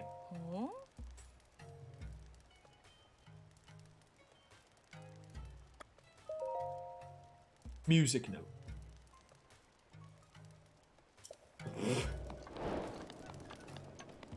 The secret club's secret.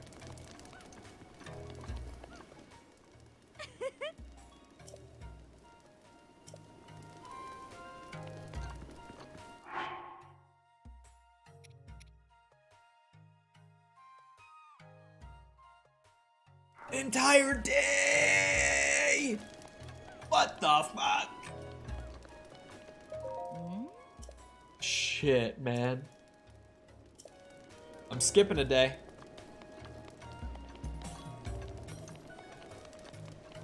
Always play characters for the name, never dumb reasons like their skill set. Ash is good situationally. She's solid all around right now.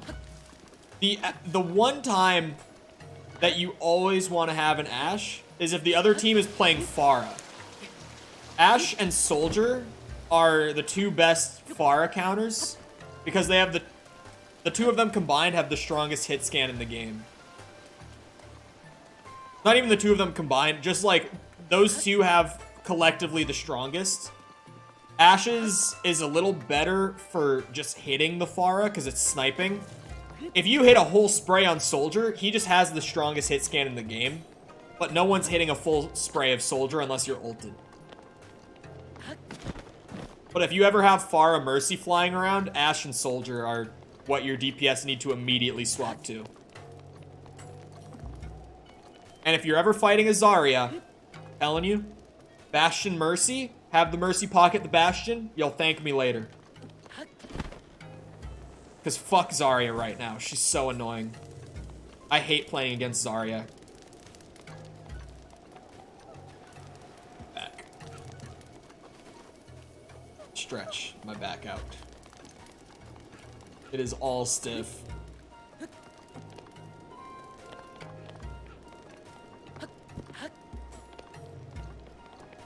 Where would I even... It gives me nothing to, what's it? I want to find the dye shop now that you've mentioned it. Genuinely sticky. That is how I feel about Zarya right now in Overwatch 2. She's literally impossible to kill. Like, ugh. Just the fucking... And she has good damage too. Like... It's not right. It's not right.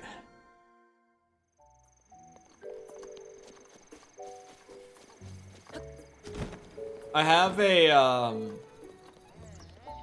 buddy. We're both support mains. We play together most of the time when we're playing Overwatch. He's also been playing like since launch. He used to be a Lucio main, but he's been playing a lot of Mercy right now because, and I'm full serious. This is his reasoning. He has played Lucio for so many years that he's just bored of him. Like, he is the best Lucio player I've ever played with, and now he's like, I don't want to play him because I'm bored. Genuinely. So he's been playing around with other support characters. But, he's not really comfortable with any of them. Like, he'll play around with Kiriko a bit, but he doesn't feel comfortable playing her in ranked at this point. Like, that's kind of every support for him right now. Like, Bastion, Zen. Like, that's all of the supports he's been playing. He's like, I mean, I like them, but I don't feel confident playing them in ranked. I think the game would actively be better without Sombra and Zarya. Sombra is so easy to counter, though. Like, I feel like people are complaining about her so much. But, like... When I see Sombra in ranked, we just start countering her immediately. But the thing about Overwatch is like unranked slash like bronze and silver and even a little bit of gold is people don't counterpick. Like no one's counterpicking in low rank or in quick play. They're just playing who they want to, not who is good for the situation they've been given. That's the dye shop. I've seen it. Hold on. Maybe there's an armor set I would want to dye. But I don't feel like there's one. Could I dye this set a different... Hold on. Even then, like, if it's just going to be, like, the blue and white trim stuff, then I might still just want to leave it blue and white.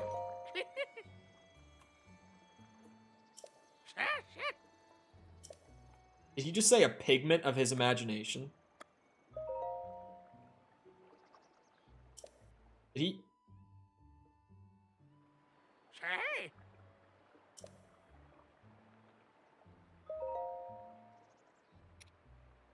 Oh, it's the under.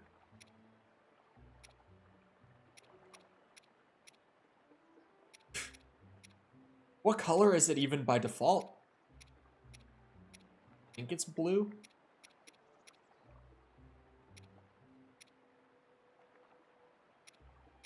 The black isn't bad. I kind of like the black. Would I recommend moving to Minnesota? Ah, yes, the classic.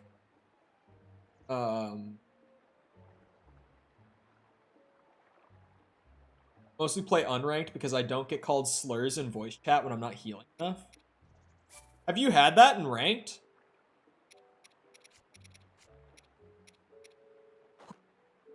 I've had it before, but like, it's pretty rare.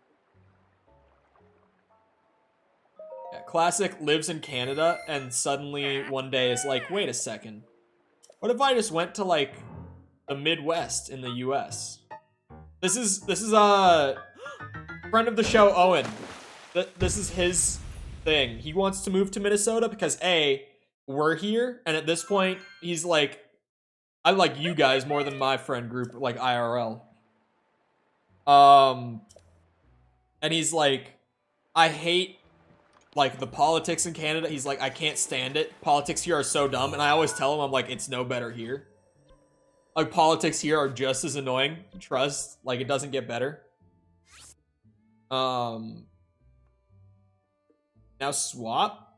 What do you mean now swap? The black looks kind of drippy. I've been called the N-word and or the F-word at least 13 times? Damn. What the fuck is console Overwatch doing, man?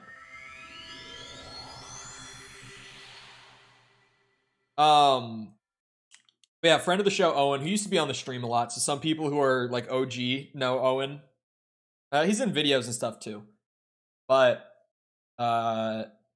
he's finishing up school while he's in Canada. Like, he's doing his trade school and everything while he's there. Doing non-destructive testing. Trade school.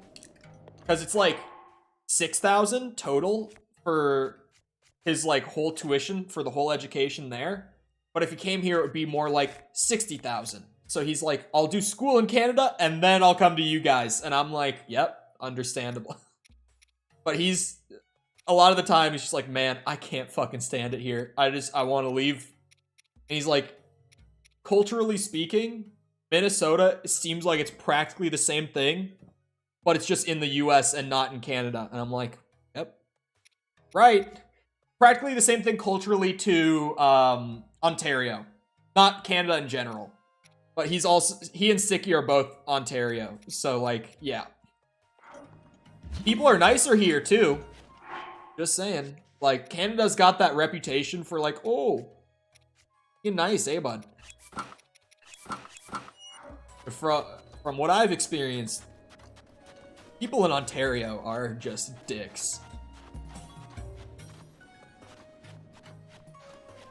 We are not nice, I know. Trust me, I know. Console low rank comp is insanity. It's gotta be. PC community, like, Overwatch used to be like notoriously bad, but honestly, I've been playing a lot of Overwatch 2, and it's been pretty enjoyable. Like, people are just chill. Like, even now, it's at the point where, like, if someone on PC ranked, we could have someone who's terrible at the game. Like, let's say we have a DPS player in our game, right? Who, like, picks Sombra, and after the first round has, like, 2,000 damage. Like, someone who's just genuinely bad at the game. But I think it's because it's free to play now, too, that the PC community is like, if someone on our team were to start shit-talking them, we would all gang up on the person who started shit-talking them. Like, we all gang up on them. Because it's just like, why do you have to be like that? You're being a dick. Like, the PC Overwatch community seems to have gotten so much better in my experience. Over, like, the last year or so. Because I didn't play the game for, like, the last year until Overwatch 2 came out, but now everyone seems so much nicer. Of course, people are from Minnesota are nicer. Haven't you seen Fargo? Fargo's great. West Coast are nice, but won't help you. West Coast Canada, you mean? Or US? Because West Coast US people are not nice. Like, at all. Spent a lot of time in the eastern provinces. Man, you gotta come up here. We're so nice here. Like, I was in Ontario and I was like, damn, these people fucking suck.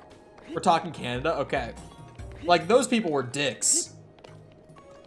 I'm telling you, we're also Florida. Holy woof. Florida. Living there for 2 years. Talk about people being dicks. You make eye contact with someone in Orlando and they look like they want to fucking kill you. Like, eye contact is too much interaction with a person in Orlando. Is there no fire I can rest at for a day? Is there not a fire here? I get that it's hot here. But really, we got no campfires? Florida's gross. I mean, everyone's just miserable in Florida. I mean, I was too. I get it. Make a fire in the cooking pot. There's a cooking pot? Yeah, West Coast US people are not fun out there either. Worse than Toronto, like Ontario type area. Definitely. West Coast US, like California. Ugh. There's a reason that I would say I have more distaste for California than Florida even. Isn't Florida the one with the funny crimes? Yeah. Yeah, that is Florida. Florida man, yeah. Where I jumped up.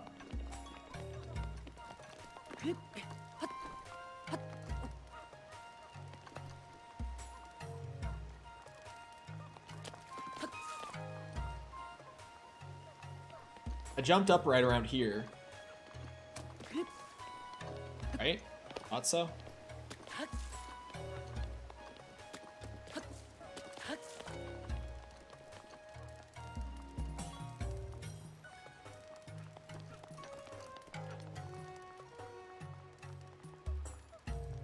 Yeah, I don't like New York City. I don't. No offense to my New Yorkers.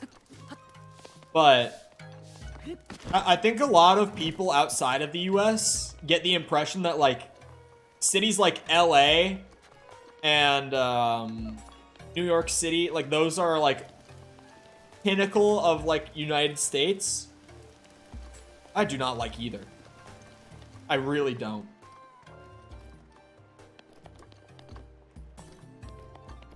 There's just casually a hole. Oh, pothole. Yeah. Not me. Not everyone. But, like, a lot of people who aren't from the US kind of think of those as being, like, you know, the pinnacle of the US. It's just like, oh. Right there? I'm not seeing it! Alright. We'll throw a hail. I just touched the lens. Like, straight up, thumb on lens.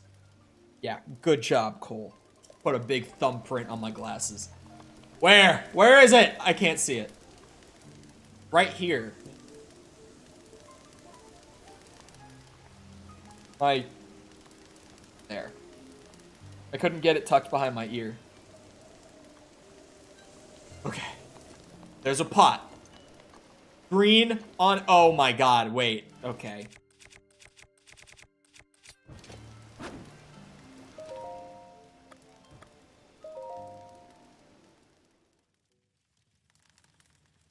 You thumbed the lens? I really did. Like, I planted my thumb on it. I've got a big thumbprint on it. It was incredible. I found it so fast. It was record time for me.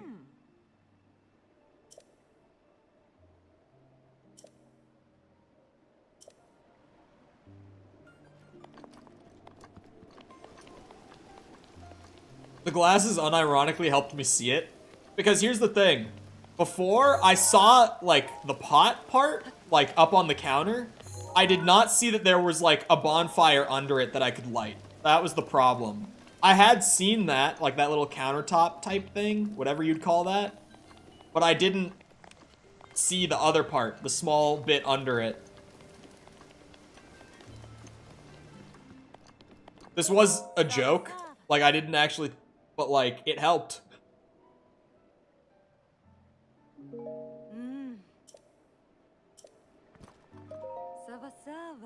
Savasaba.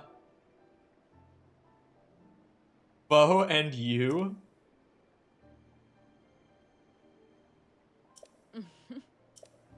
Teach a class on the men of the world? That's gotta be a fun time.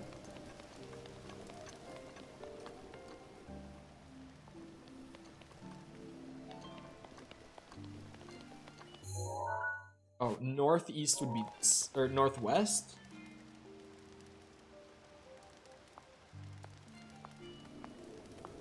Nobody talks about Florida woman, but she was spotted in New York City pepper spraying teens for no reason. North corner of town. Oh, northeast then, maybe? This north corner? Oh, the shop is open.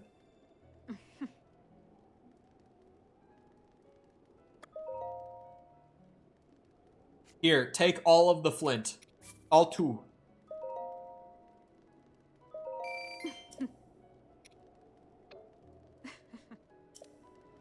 Alright, what do we got here?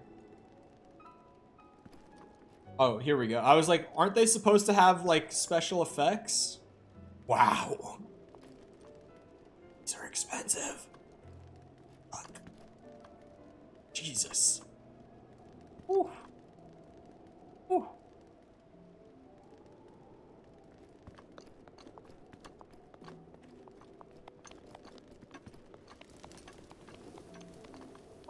Melon. Or north. Oh, like up here?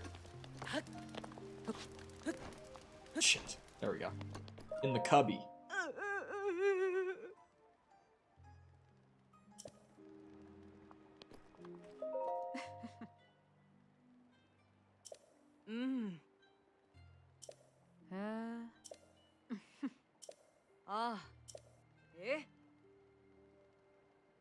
Oh.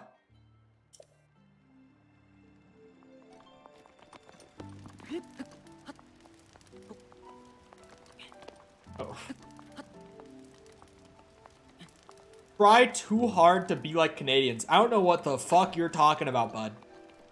I don't know what the fuck you're talking about, bud. This is just how we are. We're like the only state that actually has a strong hockey culture. We say bud. We say buddy and bud. Oh fuck. Oh fuck, bud. We say oofta. Oofta's pretty common. How do I?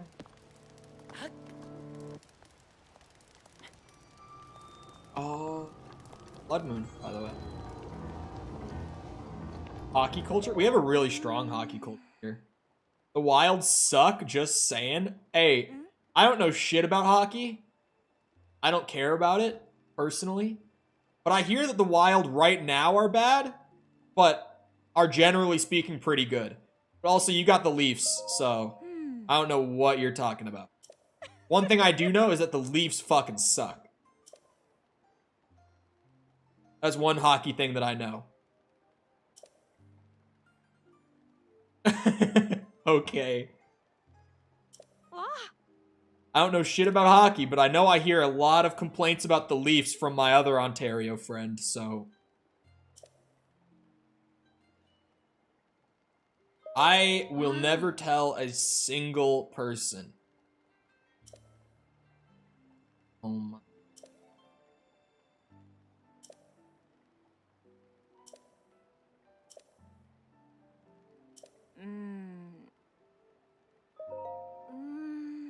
I've done this. The hell is icing? No. It's boring as fuck. I don't like it. My Canadian buddy really likes it. My best friend, like my #1 very best friend, just moved across the country recently. He's playing professionally now. Made it big time.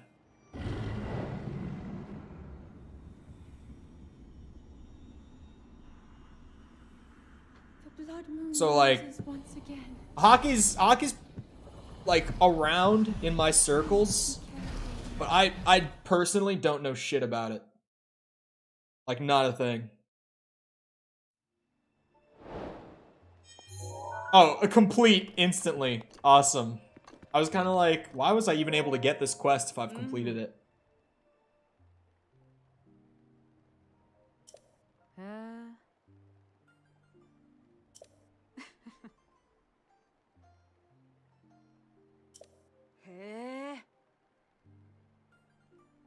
Gerudo Secret Club. What's the... Something.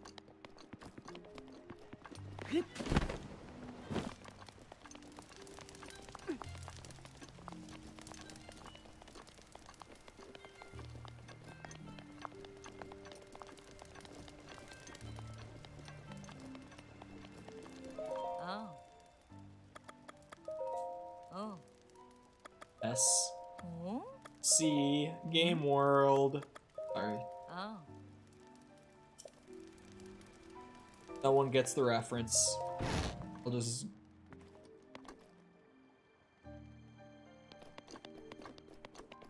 Oh. What the hell is that?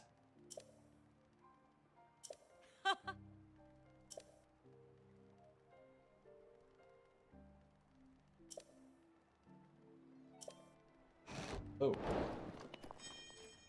Swear the Leafs will get past the first round? Alright. Look, all I'm saying is I tend to root for Tampa teams in professional sports leagues, so. One thing I also know about hockey is we had one of the best teams. I think still do. Am I right? Am I right about this?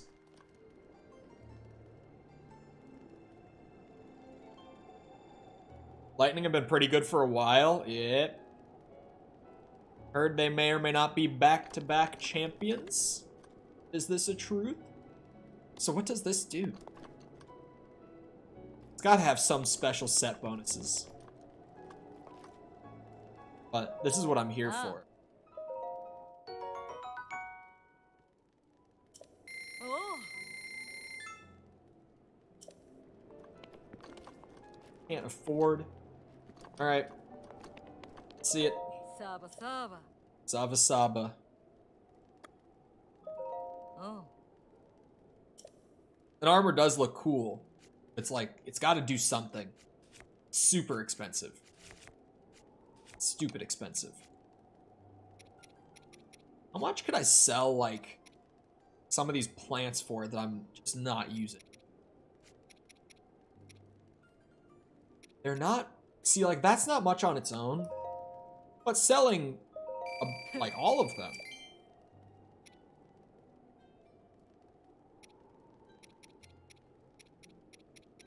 Make 100 rupees. Where are my stones? If I were to sell all of my amber, that's pretty good profit right there. That's pretty good. Yeah, if I just sold, like, my common, like, gemstones and stuff. Woo-wee. The opal.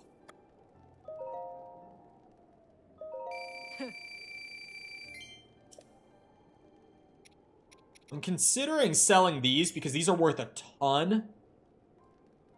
And I don't really need them for upgrades yet. I don't need to sell them. I just kind of want to. I'll wait. 4,000 is more than enough, I think, for the time being. But also, it's going to drop to like 2,000. But even then, that's more than I need. So, I'll take what I can get. I'll be satisfied. So, okay, here's the question now. Do I get thrown out of town wearing this? Oh. He doesn't seem to mind.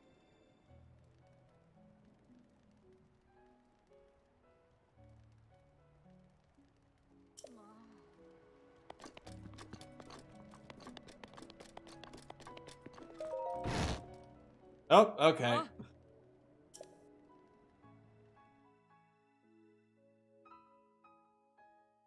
Yep, there we go.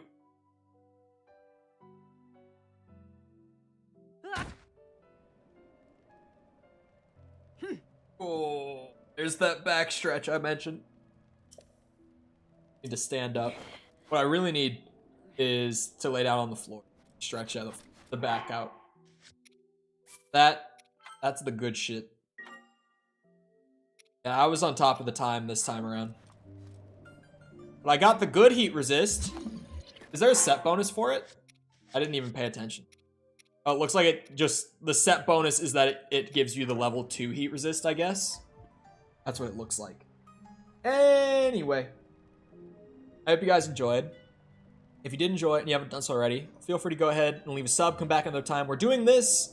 Been doing Gotham Knights, and I'm actually... The more I play Gotham Knights, the more I'm coming to enjoy it. So I think I actually will go through with that game. Which I wasn't sure if I would. Still no word on the Uncharted collection, because still can't fix that issue. So, midnight stream tonight. Modern Warfare 2 tomorrow. Probably not at midnight. Definitely don't plan on playing it at midnight. But I will be playing it tomorrow. Even if I do play it at midnight myself, I won't stream it. Because it's going to be me, like, absolutely dead. I'm going to play, like, 3 matches and then go to sleep. It's very possible I'm going to be playing the game at midnight, but I won't be streaming it. Anyway, also, feel free to go ahead and leave a like on the stream if you haven't done so already. Helps out a lot with the algorithm. Obviously, when the stream turns into a video, the extra engagement just helps to push it further. And the Breath of the Wild streams weirdly perform better as videos than they do as actual live streams. Meaning, they get more growth and stuff and more views once the stream is over for like the next week or so afterwards than it does during the stream, which is not common. So I appreciate the help extra on these ones. If you're looking for ways to engage the community outside of YouTube, feel free to go down near the bottom of the description. There's a bunch of links down there. Things like my Twitter, if you want to follow me on there. Our Discord server, if you want to join that. That's just got over 100 people who are commonly in the streams who just hop in there and talk about whatever it might be. I try not to pay too much attention because I get sucked in and I waste a lot of my time in there if I do. So, anyway... once again, I hope you guys enjoyed. I'll see you obviously back here next time. I hope you all have the rest of your day. Thank you for coming to the stream, and goodbye.